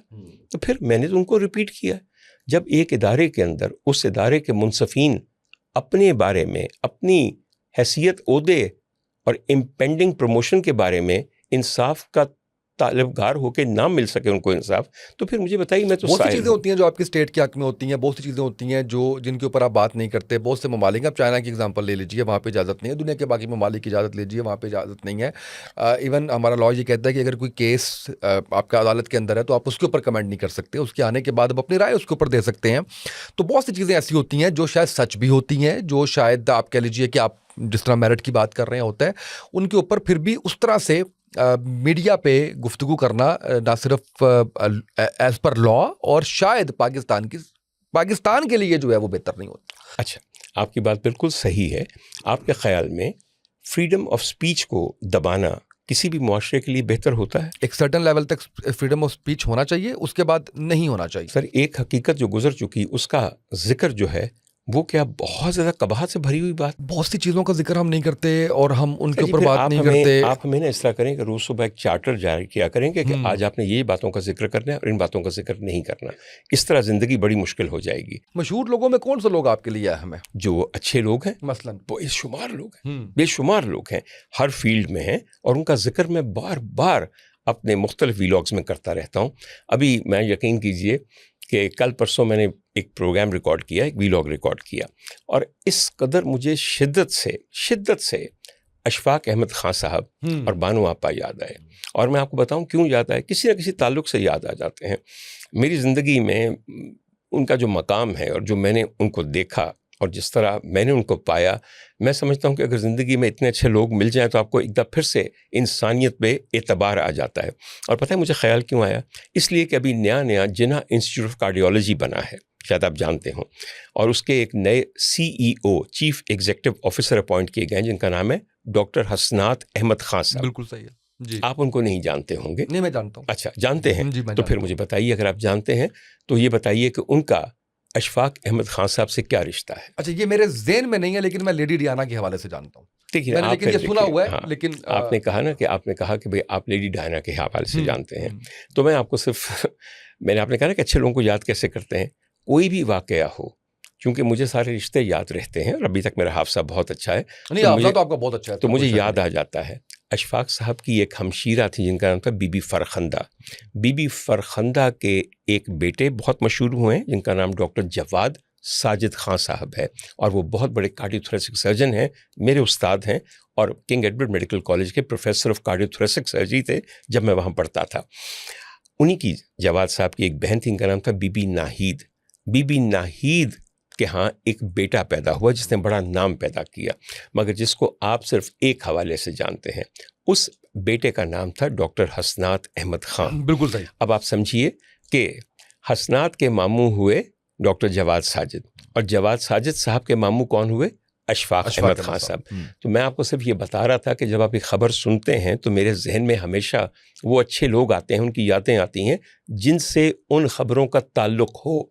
आपके जहन में लेडी डायना आई, इसी तरह मेरे जहन में लेडी डायना आई, क्योंकि मैं एक वो शख्स हूँ जो उस पहली मुलाकात में उस कमरे में मौजूद था जब पहली दफ़ा लेडी डायना ने डॉक्टर हसनात को देखा और मेरे ख्याल में पहली नज़र में ही दिल हार गई थी। मुझे जब दिल हारने का मंज़र मैं देखता हूँ तो फ़ौरन पहचान जाता हूँ।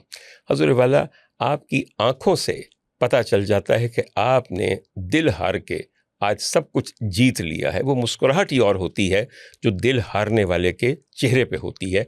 तो मैंने लेडी डायना के चेहरे पे मुस्कुराहट देखी। आप कहेंगे कि ये कैसे देखी? आइए मैं आपको एक सबूत दूँ। 1 सितंबर 1995, वक्त तकरीबन 4:30 बजे सेपहर, हॉस्पिटल का नाम था सिडनी स्ट्रीट पे, चेल्सी में सिडनी स्ट्रीट पे रॉयल ब्रॉम्पटन हॉस्पिटल, और हम बैठे हुए थे पेशेंट्स वेटिंग एरिया में। और मुझे अच्छी तरह पता है कि वहाँ और कौन कौन मौजूद था। चूँकि आप इसी से वाकिफ़ नहीं है तो मेरे ख्याल में इतनी तफसील दूंगा तो लगेगा कि बोरियत हो गई। ठीक है, आगे चलें। बिल्कुल सही है। तो अभी के जिंदा लोगों के बारे में बताइए जिससे आप मुतासिर हैं। अभी के जिंदा क्योंकि लोगों मैं ये क्यों पूछ रहा हूँ, मैं ये इसलिए पूछ रहा हूँ, मैंने इतने नाम बताए, किसी ना किसी हवाले से कोई ना कोई नेगेटिव अफवाह, खबर, आपकी स्टेटमेंट जिसको आप ओन भी कर रहे हो या जिसको आप कह रहे हो कि नहीं मेरा तो मतलब ये नहीं था, अब वो जो मर्जी लिखता रहा, मुझे परवाह नहीं है। तो मैं वो जानना चाह रहा हूँ कि वो पॉजिटिव लोग जो इस वक्त, अशफाक साहब बिल्कुल ठीक, बानो आपा बिल्कुल ठीक, जो हयात हैं जिनसे आप समझते हैं कि ये अपनी फील्ड के अंदर शोबिस से हो तो ज़्यादा बेहतर है, क्योंकि आपकी ज़्यादा स्टेटमेंट्स जो आई हैं वो उनके खिलाफ आई हैं, तो वो कुछ मैं लोग जानना चाह रहा हूँ। मेरी स्टेटमेंट्स आई हैं उनके खिलाफ, आपने बनाई हैं मेरी स्टेटमेंट्स लोगों के खिलाफ, इसलिए मैंने पहले बयान कर दिया था। उसामा, बड़ी खुल के आपको बात कहूँ, इस मुल्क में किस्सा ये है कि आपके पीछे कौन है। अगर आपके पीछे कोई है तो आप जो मर्जी कहते रहें, अगर आप तने तन्हा हैं तो फिर आपकी हर बात पकड़ी जाएगी। यहाँ क्या क्या कौन कौन नहीं कहता, आप नहीं पता आपको कि आपके कितने सहाफ़ी किस बैकिंग के साथ क्या क्या कहते हैं। मेरी बात को ठंडे दिल से गौर कीजिएगा, ठीक है। आपके कितने होस्ट और एंकर्स को किस किस की बैकिंग हासिल है।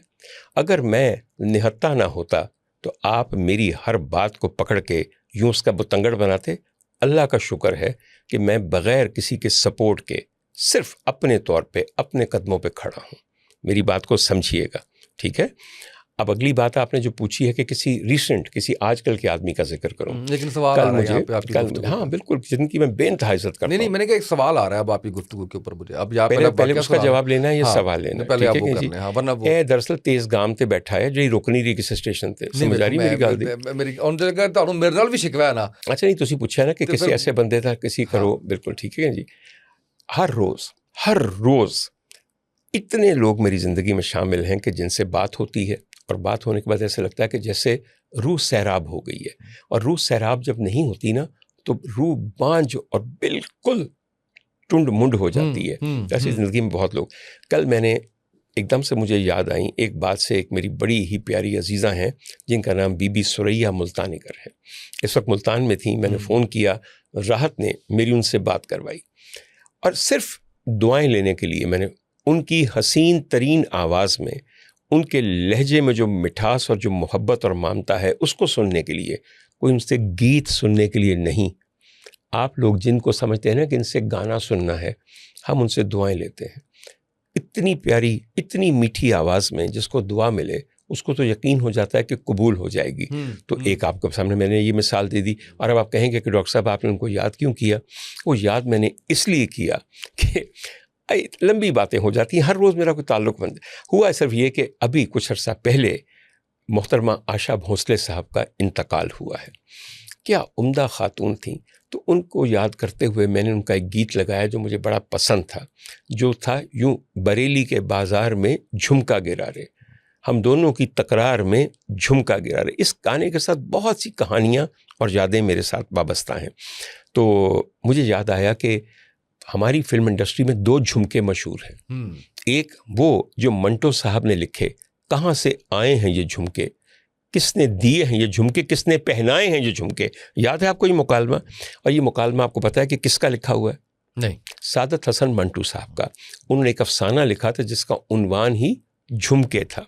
सबसे पहले 1946 में एक फिल्म बनी जो इसी अफसाने से माखूज थी, मगर उसके बाद 62 में एक फिल्म बनी जिसका नाम था बदनाम, जिसमें यही मुकालमा अलाउद्दीन साहब ने, और उसी अफसाने से माखूज थी, मगर जैसी शोहरत बदनाम को मिली, आप तो जानते हैं बदनाम अगर होंगे तो फिर ही नाम होगा।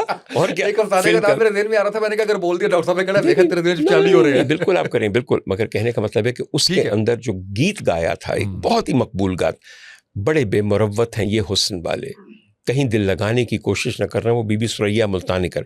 तो कहाँ मुझे आशा भोंसले का गाना याद आया, फिर झुमके याद आए, फिर झुमके के साथ मुझे याद आई कि बीबी से बात करनी चाहिए।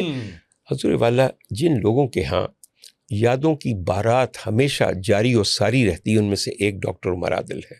और बारात हमेशा खुशी का शादियाना बजा रही होती है, और चूँकि यादों की बारात होती है, जिथे चाहो ठहर के जेड़ी याद नूं चाहो सेरा ला लो, उते ते सोट करके उसका सदका दे दो, हर जिसमें मुझे बताइए। बिल्कुल सही। अच्छा, अभी आपने कहा ना कि यहाँ पे किसी की बैकिंग ना हो, तो आप फिर देखिए कि मैं खड़ा हुआ हूँ, आपने अपनी एग्जांपल दी और आपने कहा कि जिनको बैकिंग है उनको सुनिए। मेरी याददाश्त कमज़ोर है, मैं इसको ऑन करता हूँ, आपकी याददाश्त बहुत अच्छी है, मैं इस पर माशाल्लाह कहता हूँ कि अल्लाह ने आपको इतनी अच्छी याददाश्त दी है। मुझे बता सकते हैं कि जिस लबो लहजे अंदाज अल्फाज का इस्तेमाल आप करते हैं, उसमें कोई किसी अच्छे डिजिटल मीडिया प्लेटफॉर्म में, अच्छे इसलिए कह रहा हूँ जो रिनाउंड हो, जिसको लोग इज्जत की निगाह से देखते हो, क्योंकि डिजिटल मीडिया के ऊपर एक दुनिया भरी पड़ी है, सब कुछ चल रहा है, या टीवी पे किसी भी चैनल पे ऐसी गुफ्तगू जिसमें आपने कुछ सुनी हो, कहीं एक आधी बार समझ आ जाती है कि किसी के मुंह से कुछ ऐसे निकल गया, लेकिन उसको भी उसके ऊपर भी तनकीद भी हुई, सब कुछ हुआ। ऐसे लोग भी हैं, आपकी नज़र में कोई एग्जांपल दे सकते हैं आप मुझे, किसी एंकर की, किसी इसकी, जिसने कोई इस तरह की ज़ुबान, कुत्तों का काम भौंकना है, भौंकने दें, जो भी वर्डिंग थी उस तरह से। वाला बात यह है कि अगर आप उन पर तनकीद करेंगे और बेजा तनकीद करेंगे, तो फिर वो भी एग्जैक्टली जवाब देंगे। क्यों नहीं जवाब देते? हर रोज़ जवाब नहीं सुनते आप? ऐसे नहीं। अच्छा चलें, मेरा अपना अंदाज है, उनका अपना अंदाज होगा, ठीक है, बस बात, ठीक है, बिल्कुल। और क्या आप मुझे ये क्यों चाहते हैं कि मैं किसी और की तरह बोलूं? हर एक को अपनी तरह बोलने का हक हासिल है। मेरी बात सुनिए, आप कमाल करते हैं। यानी कि अगर मैं यहाँ पे कहका लगाऊं तो आप कहें डॉक्टर साहब ऐसे तो नहीं कहका लगाते, क्या और लोग करके हंसते हैं, आप क्यों मुंह खोल के कहका गाली लगाते है हैं? ना, वो तो कुत्ता कहना किसी को गाली है, मैं तो वो कह रहा हूँ कि हुजूर वाला। गाली बकना तो अच्छा मुनासिब सर, नहीं है। कुत्ता एक बेइंतहा वफादार जानवर होता है, ये बुरा ना डॉक्टर साहब मानिए, आप और तरफ लेके बुरा ना जा रहे मानिए, हैं। कुत्ते ना कहीं हद के इज्जत का दावा कर दें ये कह के कि आपने उनके साथ हमें मिला दिया, ठीक है। और एक बात आपको मैं आज बताऊं, एक कुत्ते ने दूसरे कुत्ते से There- कहा भाग वरना आदमी की मौत मारा जाएगा। हाँ, लेकिन एक मैं आपको बात बता दूं, बहुत से ऐसे इंसान हैं हमारे मुआशरे में जिनको अगर कुत्तों से मिलाया जाए तो कुत्ते की हतक हो रही है, उनकी नहीं। फिर ले गए ना आप उस तरफ बात, किस तरफ? यही मतलब इतनी किस तरफ? एक्सट्रीम पे कुत्ते के साथ क्या हमारे यहाँ पे एक्सट्रीम गाली है समझाते इसमें? हैं, गाली सर क्या समझाते हैं। एक्सट्रीम अच्छा है? नहीं एक्सट्रीम चलें, आप नहीं अब मान रहे तो ठीक है, कमाल है, आप मुझे मना नहीं सके तो और बात है, मैं मान नहीं रहा। ओके मैं आपको नहीं मना सका, अब ठीक है। बिल्कुल। अच्छा आई डोंट नो मुझे ये सवाल करना चाहिए या नहीं, जेल का एक्सपीरियंस कैसा रहा? बहुत अच्छा रहा, बहुत अच्छा रहा। जैसे आजमाइशों का एक्सपीरियंस होता है, आपको कभी किसी आसाइश की तवक्को ही नहीं रखनी चाहिए अगर आप आजमाइश में से नहीं निकले। अल्लाह का वादा है जो तमाम आसाइशें देने वाला है कि जब तक उसरत नहीं होगी यौम युसरा नहीं आएगा। जब तक आजमाइश से नहीं गुजरोगे आसाइश की तवक्को ना रखो। तो जब ये पता है हमें कि जब भी आजमाइश आएगी तो उसके बाद उसरत है, उसरत के बाद युसरा है और आजमाइश के बाद आसाइश है, अगर ये आपके ईमान का हिस्सा नहीं है तो फिर आप आजमाइशों से घबराएंगे। अगर आपके ईमान का हिस्सा यही है कि हर मुसीबत मिन जानिब अल्लाह होती है, वो आपको कुछ सिखाने के लिए होती है, और अगर और कुछ नहीं तो वो आपको अपने अल्लाह के करीब ले जाने के लिए होती है। अब आपको मेरी बातें बुरी लगेंगी लेकिन मुझे ये बात यहाँ कहने दीजिए। मैंने लोगों को मताफ में यानी कि काबतुल अल्लाह के गिर्द जो सहन है वहाँ भी दुआएं मांगते देखा है। और बात यकीन कीजिए, कुछ लोग बहुत शिद्दत से दुआ मांगते हैं, कुछ लोग बातें भी कर रहे होते हैं, खा भी रहे होते हैं, पी भी रहे होते हैं और मताफ में बैठे होते हैं। मेरी बात समझिए, मैं गलत बात नहीं कर रहा। मैंने जिस शिद्दत से असीरों को जेलों में अपने अल्लाह को याद करते देखा है, मुझे उसकी अभी तक मिसाल नहीं मिली।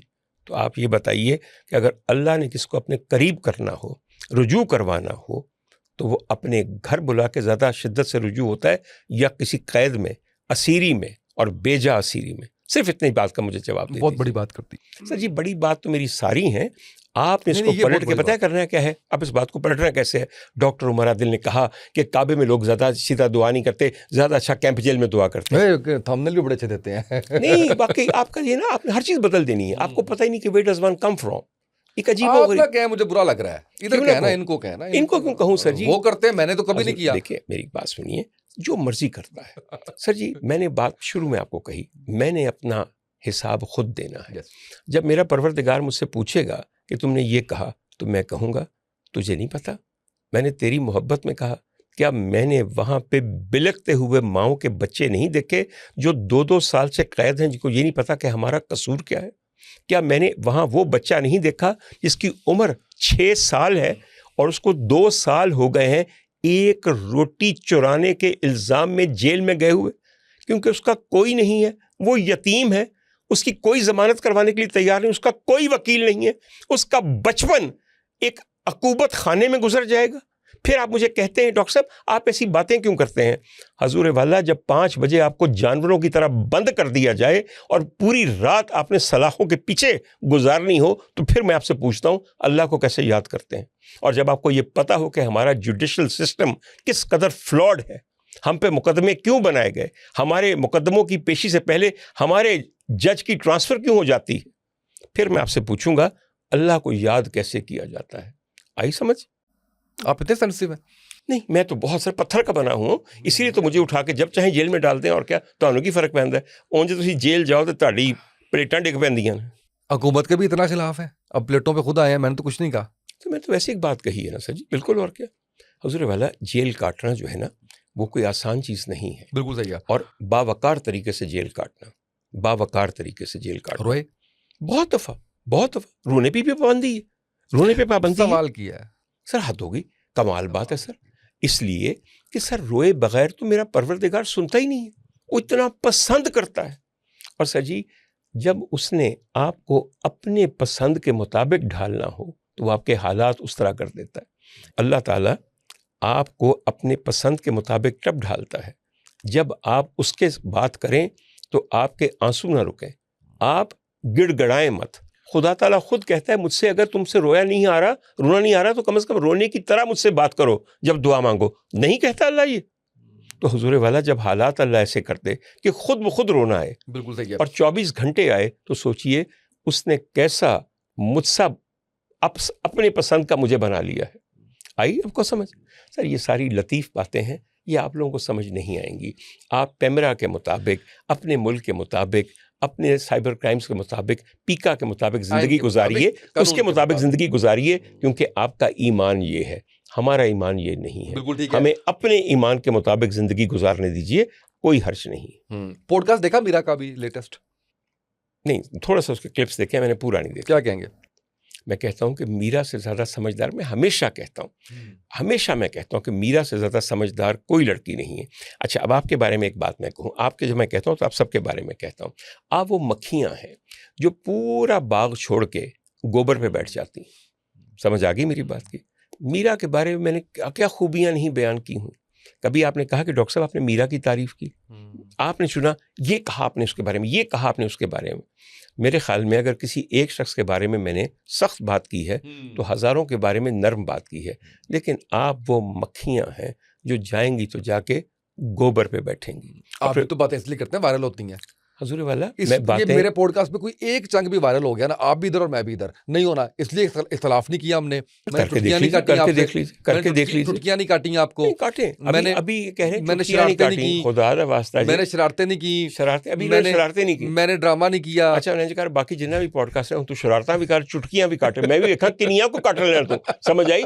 फिर जो मैं कटिया ना, मैं सर्जन पा तू भी कटेगा, फिर तो मैं कटिया। मरीज इलाज कराना आंदे ने या सेल्फी लेना आंदे ने? दे लोकी ਜਿਹੜੇ ਮਹਿਮਾਨ ਆਂਦੇ ਨੇ ਚੁੰਡੀਆਂ ਵਡਵਾਨ ਆਂਦੇ ਨੇ, ਜਵਾਬ ਦੇਣ ਆਂਦੇ ਨੇ। जवाब दे हाँ तो फिर तू चूंडियां वट तो सही, फिर देख मैं अपनी कैंची कटांगा, बल्कि मेरी तो नहीं कुछ छुरी है। समझ आई मेरी गल? हाँ, अब मेरे ख्याल में बाकी जितना भी हमारा इंटरव्यू है उसमें चुटकियां आप भी कटवा के देखता हूँ कि किनिया बरी कट रहे हैं। हाँ जी, पहला सवाल करो। कोई सवाल नहीं है। मैं फिर मैंने फिर थ्रेट ना कर, मैंने चंगी गल मैं तेन साफ दसा, समझ आई मेरी गल? कि अभी मैं चुटकियां नहीं काटी, भी मैंने कोई ऐसा सवाल नहीं किया, कोई नहीं किया, वो नहीं किया, कर लेना। अभी नहीं बोला मैंने, अब कर लेना। अब देखें आपने यार मेरी अभी गल खुद ऐड कर दिया है। मैंने कहा मैंने चुटकियां नहीं काटी, मैंने शरारतें नहीं की, इसलिए वायरल कोई चंक नहीं जाएगा। लिख लीजिए। मैं आपको एक आप बात जान बताऊं, कैसे करते हैं जिसकी वजह से वायरल जाता है, मैं ये कह रहा हूं। मैं कथन ऐसा जान के नहीं करता, ये सारे सवाल जो हैं वो आपके हैं, ठीक है जी, जवाब मेरे हैं।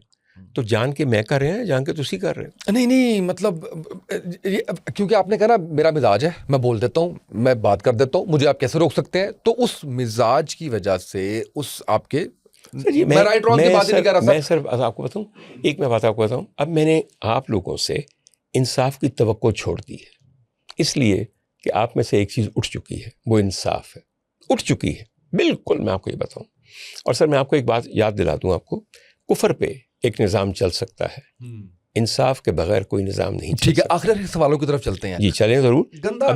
अभी मैं जिक्र कर रहा था आपके सामने मीरा का। कोई मेरे ख्याल में 200 जगह मैंने मीरा की तारीफ की है, 300 जगह मैंने रीमा की तारीफ की है। आप लोगों ने कभी कहा कि डॉक्टर साहब आप उन लड़कियों की तारीफ करते हैं? कभी नहीं कहा आपने, नहीं कहा, इसलिए कि यू आर सिलेक्टिव। आप लोगों के सवाल ही वो हैं कि जिनमें से बदबू आए। मेरी बात को समझिए, आपको मेरा अच्छा कहा हुआ, आपको नहीं, आपके सवालों से बदबू आती है, मेरे कहे से नहीं आती। आप मुझे अपना एक प्लेटफॉर्म प्रोवाइड कर रहे हैं जहाँ पे बैठ के मैं एक वजाहत दे सकूँ, और वजाहत मैं अपनी मर्जी से दे रहा हूँ। ये आपका हक नहीं है कि आप मुझसे एक्सप्लेनेशन मांगें। ये मेरा प्रेरोगेटिव है कि अगर एक जगह मुझे एक डिजिटल मीडिया मिला हुआ है तो मैं वहाँ पे बैठ के अपने ऊपर लगने वाले इल्जामात का कोई ना कोई तो अजाला करूं। इसमें तो कोई ऐसी बात नहीं। बिल्कुल सही बात। गंदा अंडा में क्या हुआ, चल रहा था, उसके बाद फिर आपके उनसे भी शायद मैं इसलिए कह रहा हूँ कि आप सही बात बताएंगे मुझे, उनसे भी इख्तलाफात हो गए आपके? किस चीज़ के इख्तलाफात? आप लोग सोचिए, मेरी बात समझिए, एक बात को समझिए। एक साहब मेरे पास इंटरव्यू करने के लिए आया कि आपका एक इंटरव्यू करना है। कितना करना है? एक इंटरव्यू, ठीक है जी। और मैं दुबई जा रहा हूँ और मेरे साथ मेरे फलां साहब भी जा रहे हैं, मेरे साथ फलां साहब भी जा रहे हैं। आफ्ताब इकबाल साहब ने हमारे लिए घर ले लिया हुआ है, वहाँ कुक है, वो हमें खाने पका के देगा और वहाँ से हम वो प्रोग्राम करेंगे। मैं कहा जी ठीक है, जब तक आपका टिकट या वीज़ा नहीं आता, आपने मुझे कहा है मैं कर देता हूँ, ठीक है जी। इस बात के गवाह आफ्ताब इकबाल साहब भी हैं कि उनके कहने पे मैंने उनको आने दिया कि आइए मेरा इंटरव्यू कीजिए।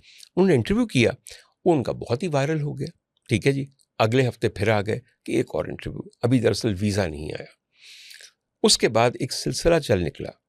आप एक बात बिल्कुल ईमानदारी से मैं आपको कहूँ, आप एक पॉडकास्ट करते हैं या डिजिटल मीडिया पे कुछ भी करते हैं, अल्टीमेटली तो ये एक रोज़गार है जी या नहीं है हम व्यूज़ क्यों लेते हैं? ताकि उसके मुताबिक हमें डॉलर्स मिले। जी, ये सब चीज़ें ऐसे हैं। बिल्कुल ऐसे ही है। तो हर बंदा जो पॉडकास्ट का इंतज़ाम करता है, जो पॉडकास्ट में आता है, जो भी डिजिटल क्रिएटर है, वो किस लिए क्रिएट करता है? For the money. Yes. हलाल रिस्क है, बिल्कुल हलाल रिस्क है। बिल्कुल सही। आप एक मेहनत करते हैं, अगर आपका कंटेंट अच्छा है, आपको उसका इनाम मिलेगा।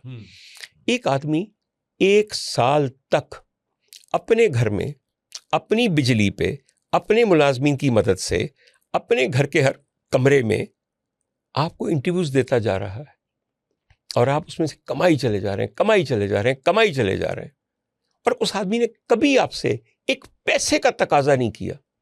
ना आपको शर्म आई कि मैं इस आदमी के मुलाजमीन को 5 रुपए दे दूं ईद के मौके पे कि मुझे रात के 2-2 बजे चाय बना के देते हैं। अच्छा, आगे समझे आपको मेरी बात? मैं हल्फिया ये कहता हूं कि उनके 110 इंटरव्यूज में से मैंने कभी 10 पैसे नहीं लिए, कभी 10 पैसे नहीं लिए। उसकी टोटल मोनेटाइजेशन किसके पास थी? उनके पास। उसका एडिटोरियल जो राइट थे, जो पावर था, किसके पास थी? उनके पास। उसकी सेंसर पॉलिसी किसके पास थी? उन्हीं के पास, ठीक है। तो जो मैंने जो कुछ कहना था, उसमें से जो कुछ उन्होंने अपलोड करना था, वो उनका इख्तियार था, मेरा तो नहीं था। आगे समझ आपको?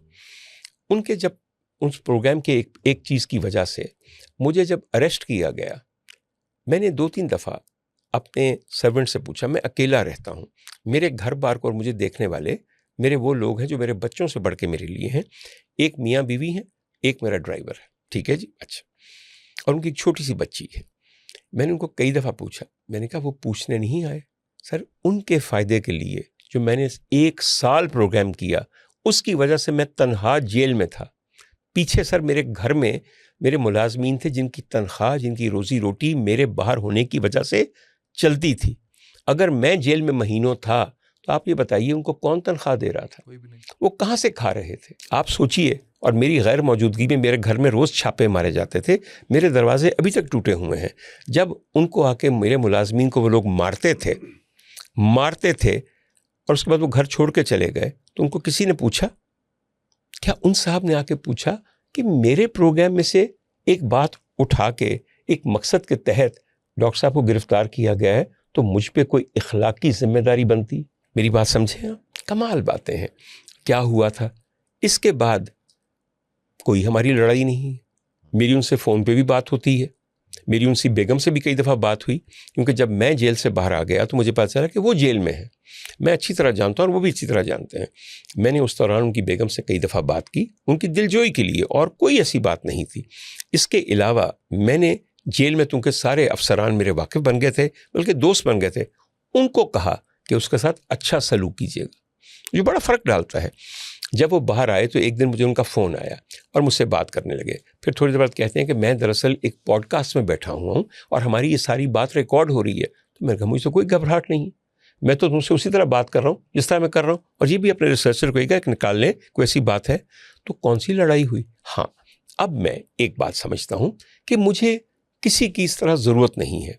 आई don't need somebody to come to my house and do a podcast and give me nothing. Sir ji मैं अकेला वीलॉग करता हूँ। मुझे ये भी सुनना पड़ा था, देखांगे कि डॉक्टर कल्ला कर लेगा। जुरे वाला मैं कल्लियाँ जेल कट ली, वीलॉग की चीज़ है। आई समझता ना मेरी गल?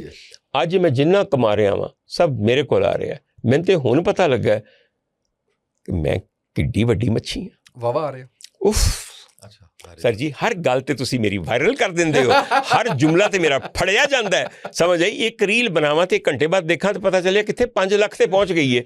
हाय मैं तुहानू की दस्सां?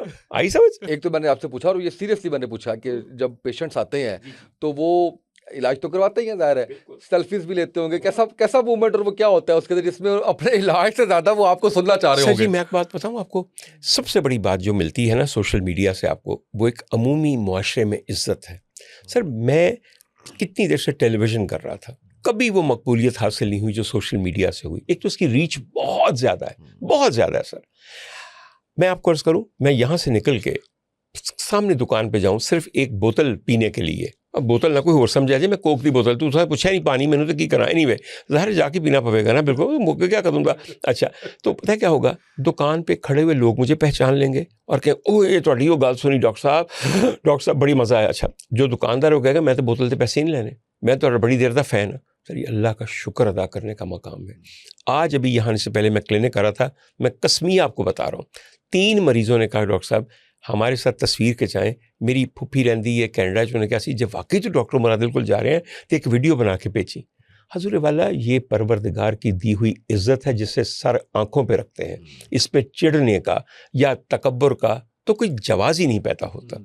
और एक आपको बात बताऊं, जितनी दुआएं हमें या कम से कम मुझे सोशल मीडिया की वजह से मिली हैं मैं आपको बता नहीं सकता। मैं जब जेल से बाहर आया तो शायद ही कोई ऐसा शख्स हो जो अगले 6 महीने में मुझे मिलने आया और कहा कि डॉक्टर साहब मैं कुछ और तो नहीं कर सकता था, हर नमाज के बाद आपके लिए दुआ करता था। सर ये कोई और तरीका है ये दुआएं लेने का? कोई और तरीका है तो मुझे आप बता दीजिए। बिल्कुल नहीं। और ये तो मैं अभी आपकी इजाज़त से नाज़रीन को बताता भी हूँ कि मेरे अगले पॉडकास्ट के गेस्ट जो है वो वेट कर रहे हैं और उन्होंने मुझे ये कहा था कि मैं जल्दी आऊँगा, आप जब भी फ्री होंगे मैंने डॉक्टर उमर आदिल साहब के साथ एक सेल्फी जो है वो क्या मैं ज़रूर उनको लेनी है। जानता हूँ? नहीं आप नहीं जानते। ये अजनबी के दिल में आपके लिए मोहब्बत अगर डल जाए, सर यहाँ पे बहुत आप बड़ी बात है। 30-30 साल किसी के साथ रहते हैं और मोहब्बत पैदा नहीं होती। वाह वाह। बगैर मिले हुए, बगैर देखे हुए, अनदेखे की मोहब्बत तो वो मोहब्बत है जिसकी अजीम तरीन शक्ल हमारी अपने परवरदिगार से मोहब्बत है। देखा है आपने अपना खुदा? अनदेखे की मोहब्बत है कि नहीं? तो जब वो अपनी मोहब्बत की तरह की मोहब्बतें किसी और के दिल में डाल दें तो आपको चाहिए कि सजदे आए, शुक्र से सर ना उठाएं। पूरे इंटरव्यू में आपने एक दफ़ा कहा कि डॉक्टर साहब आपके साथ ज्यादती हुई।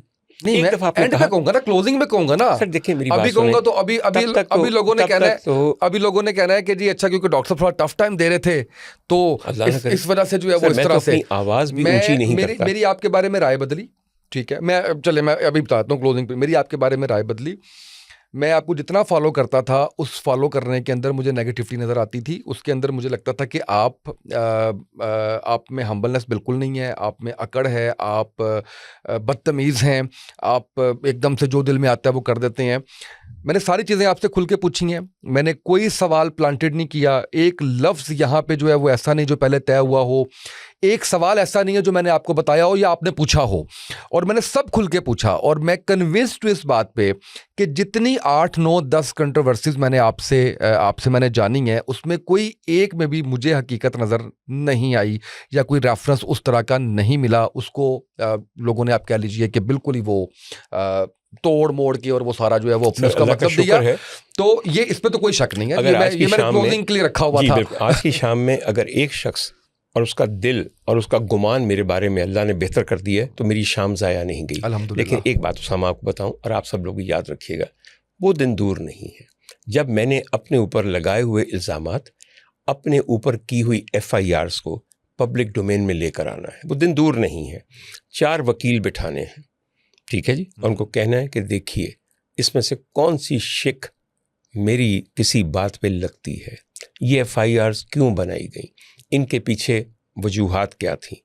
सब दूध का दूध और पानी का पानी हो जाना है। आपको भी पता चल जाएगा, दुनिया को भी पता चल जाएगा, ये भी पता चल जाएगा कि मेरा असल कसूर क्या है। अभी मैं नहीं कह सकता क्योंकि अभी वो वक्त नहीं है, मगर वक्त कभी एक सा नहीं रहता। असल कसूर आवाम को भी नहीं पता, बहुत सौ को पता है। चले खैर, जब वक्त आएगा वो उसके ऊपर हो जाएगा। आखिरी सवाल, पक्का आखिरी सवाल। नहीं 2-3 पक्का 2-3 का दिया तो फिर मैं 2 करूंगा। मोहब्बतें हद से ज़्यादा अभी भी हर वक्त। सर मैं तो पेशावर मोहब्बत करने वाला शख्स हूँ।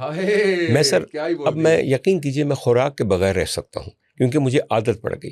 ये बड़ी मश्क होती है। ये मैं सिर्फ नाजुक की मोहब्बत की बात कर रहा हूँ। मैं हर किस्म की मोहब्बत की बात कर रहा हूँ, हर किस्म की मोहब्बत। एक आपको अर्ज करूँ, आपको जब आप सिन्फ़े नाजुक तक मोहब्बत को महदूद कर देते हैं तो मोहब्बत की इतनी बड़ी हद तक करते हैं कि मैं आपको बता नहीं सकता। फ़र्क नहीं होता मोहब्बतों में? कत्तल नहीं सर जी, मोहब्बत एक जज्बा है। मोहब्बत एक जज्बा है। मोहब्बतें जिन्होंने की हैं ला हासिल, आप उन सूफिया से पूछें जिन्होंने मुर्शिदों से मोहब्बत की है, वो किस मकाम पे पहुंचे हैं। उन्होंने अपने रब को पाया है इश्क ला हासिल की वजह से। इश्क की बेहतरीन शक्ल क्या है? इश्क ला हासिल। मोहब्बत की बेहतरीन शक्ल क्या है? हर रोज मोहब्बत करो, हर रोज मोहब्बत करो। और क्यों करो? कि मैं मश्क कर रहा हूं। मश्क क्या कर रहा हूं? मजाज की मश्क गाह में मैं रोज अपनी अना का कीमा बनाता हूं, रोज ह्यूमिलिटी सीखता हूं, रोज किसी के नाज उठाता हूं, रोज किसी की चाह और ख्वाहिश में मरता हूं, आहें भरता हूं, ताकि एक दिन जब हकीकत की बारगाहे नाज तक पहुंचूंगा तो मैं कहूंगा परवरदिगार मेरी मश्क पक्की है, हुन जिवें चाहें अपने इश्क में आजमा के वे। गॉड गिफ्टेड स्किन और याददाश्त, या कुछ अपना भी उसके अंदर रोल? वैसे तो हर हर चीज चीज गॉड गिफ्टेड है, लेकिन हर चीज गॉड गिफ्टेड है, हर चीज गॉड गिफ्टेड है। इसलिए कि कोई आपकी कोशिश चल ही नहीं सकती, चल ही नहीं सकती, चल ही नहीं सकती वाह, वाह, बिल्कुल। वाह, आप, मैं कई दफा हैरान होता हूं कि हाय परवरदिगार मैं तो ये कोशिश नहीं की थी, ऐ सब तेरा देता है। वाह, सर जी वाह। मैं एक आपको बताऊं, मेरी जिंदगी में अब सिर्फ एक बात रह गई है। मेरा दिल करता है, मैं आपके सामने बताऊं, किते किते ਜਦੋਂ ਮੈਨੂੰ ਰੱਬ ਮਿਲੇਗਾ, मैं सर एक मिनट के लिए उससे मैंने डरना नहीं है, मैं उन्हें गल ना ला लेना। सर मुझे इतनी मोहब्बत अपने रब से हो गई है, मैं उसके करम का, उसकी नवाज़िशात का मैं सोचता हूँ, हम लोग कहते हैं कि उसका शुक्र था। सर जी सिर्फ एक बात आपको याद दिलाऊँ, आपको मैं बिल्कुल एक, सर अल्लाह ताला अपनी हर चीज़ आपके सामने लेकर आता है। सर मैं जेल में था, बिल्कुल जेल में। सर किस कदर मायूस रात होती है। अच्छा मैं जेल के हस्पताल में था, वहाँ वो लोग थे जो कैद भी थे, जिनकी हड्डियाँ भी टूटी हुई थी, जो अजहद बीमार थे, असीर मजबूर बीमार। ज़रा सोचें कि इससे बुरा कम्बिनेशन कोई मुमकिन है? सर जी उनके दरमियान बैठ के सुबह पूरे 4:45 बजे जेल में एकदम से पूरी आवाज़ पे सूरह रहमान लगा देते हैं। पूछ लीजिए, अगर मैं झूठ बोल रहा हूँ, जिससे चाहे पूछ लें, कैदियों से पूछें, सुपरिटेंडेंट से पूछें, कांस्टेबल से पूछें। सर जी जब पहले दिन वो लगी है तो सिर्फ एक बात मुझे समझ आई, ये सूरह रहमान तो मेरे परवरदिगार ने मेरे लिए लगाई है कि तू मेरी कौन कौन सी नेमत को झुटलाएगा। मेरी बात समझे सर जी। और अगर मैं सच बोलूँ सर जी, ये बातें ये अल्लाह की मर्जी के बगैर नहीं आती। उस दिन, पहले दिन कितनी चीज़ें पता चलती हैं। मैं एक बात कई दफ़ा कह चुका हूँ और मैं ज़िंदगी भर कहता रहूँगा, आपके इंटरव्यू का इख्तिताम भी मैं इसी बात पे करूँ। आपको जब जेल ले जाया जाता है, आप एक अदालत में जुडिशल हो जाते हैं, आपको पता ही नहीं होता कि जुडिशल होने का मतलब क्या होता है। आप इधर उधर देखते हैं तो इतनी देर में हथकड़ी लेके आपके पास लोग आ जाते हैं और आपको घसीटते हुए बाहर ले जाते हैं। अच्छा जुडिशल होने का मतलब ये है कि मुझे ये हथकड़ियाँ लगाएंगे? सोचिए ज़रा, एक आदमी इसने कभी पहले खाने की जगह ना देखी। अच्छा नहीं, मुझे वाकई इन टर्म्स का नहीं पता था। खैर जुडिशल हो, अच्छा जी, पानी आपने नहीं पिया होता, खाना आपने नहीं खाया होता, नाश्ता आपने नहीं किया होता, 2 दिन से आप भूखे होते हैं क्योंकि किसी कस्टडी में होते हैं। उसी हालत में जुलाई का महीना, पसीने से आप तरबतर हैं और आपको घसीट के एक वैन में डाल के किसी जेल में ले जाके वहाँ अंदर धक्का दे दिया जाता है कि जाओ यदि एंट्री करो। फिर आपको मुजरिमों के साथ, नशा बेचने वालों के साथ, डाकुओं के साथ, जानियों के साथ, कातिलों के साथ बिठा दिया जाता है। जबकि आप एक प्रोफेसर ऑफ ऑर्थोपीडिक्स होते हैं, 36 जमातां पास होंदे हो। समझ आई मेरी बात? चुप करके आप बैठ जाते हैं, आपकी गिनती पूरी की जाती है, आपको कहता है फलानी जगह काल कोठरी में ले जाओ। ए पॉलिटिकल विक्टिम ने, क्या हैं आप? Political victim. काल कोठरी में ले जाओ जहाँ फांसी के लोग होते हैं। फिर उसी हालत में कहीं से कोई पानी तक नहीं मिलता आपको, मैं सच बता रहा हूँ आपको। आपके पीछे कोई आने वाला नहीं होता, खाना नहीं मिलता, खाना जमा करवाना पड़ता है। ठीक है जी, रात आ जाती है, रात के 2-2:30 बज जाते हैं। उस वक्त तक तमाम को चैन आ गया होता है। आप अपनी हालत पे सोचते हैं मैं इत्थे क्यों पहुँचे हूँ। बार बार एक ही सवाल आता है, मैं इत्थे क्यों पहुँचे हूँ। मैं ईमानदारी से अल्लाह को हाजिर नाजिर जान के मैं बताऊँ आपको, जब मैं बार बार ये पूछता था, 5वीं दफ़ा जब मैंने अल्लाह से पूछा कि मैं इत्थे क्यों आया हूँ, तो एक सिसकी सुनाई दी, एक सिसकी सुनाई दी है। और मुझे यकीन है कि वो सिसकी मेरी आकाज़ादी की पोती की थी, वो शहजादी सकीना की थी। और सिर्फ इसलिए मुझे सुनाई दी कि बिल्कुल तू इसलिए आया है कि तू अहले बैत की मोहब्बत का दावा करता है। ले हुन कर दावा, असी तेरे वास्ते इम्तिहान दिता है, जिंदा शाम का हो या जिंदा लाहौर का हो, बेकसूर हो इंसान, हक सच में खड़ा रहना चाहता हो, किसी यजीद के हाथ पे बैत ना करना चाहता हो, तो उसके लिए यही मकाम है। अगर यहां से गुजर गए तो फिर देखना तेरी मोहब्बत का दावा किसे हद तक सच होगा। आई समझ आपको मेरी बात की? अब मैं सिर्फ मुंतज़िर हूं उस दिन का कि यौम हशर होगा, और यौम हशर मुझे कतअन, मैं अपने अल्लाह को हाजिर नाज़िर जान के बताऊं, मैंने अपने गुनाहों की पोटली को वहां फेंकना है और मैंने कहना है कि मैनू जन्नत के दरवाजे का दसो, नज़र आंदा होगा ना, उत्थे जन्नत दी मालिक ने खड़ी होना है, मैं फड़ के बीबी का पल्ला फड़ना है और मैं कहना बीबी बाकी हिसाब किताब करन दे जिन्ने करना है, मैं सिर्फ तेनू याद कराना है। याद ही ना, मैं तेरे बच्चियां मंगन एक जेल च कैद सा, याद ही ना सकीना उत्थे रोंदी मर गई सी और मैं उन्होंने याद करके जिंदा रहा। मेरे नाल जो तू कर, चंगा सलूक कर या ना कर, मगर अपने बच्चियां दा सदका अज यौम हशर मैनू दे। मैं जिंदगी नहीं लिया, आज लेना। सर जी, जब आप इस यकीन के साथ जिंदा रहते हैं ना, जिंदा रहना भी आसान है, मरना भी बहुत आसान है।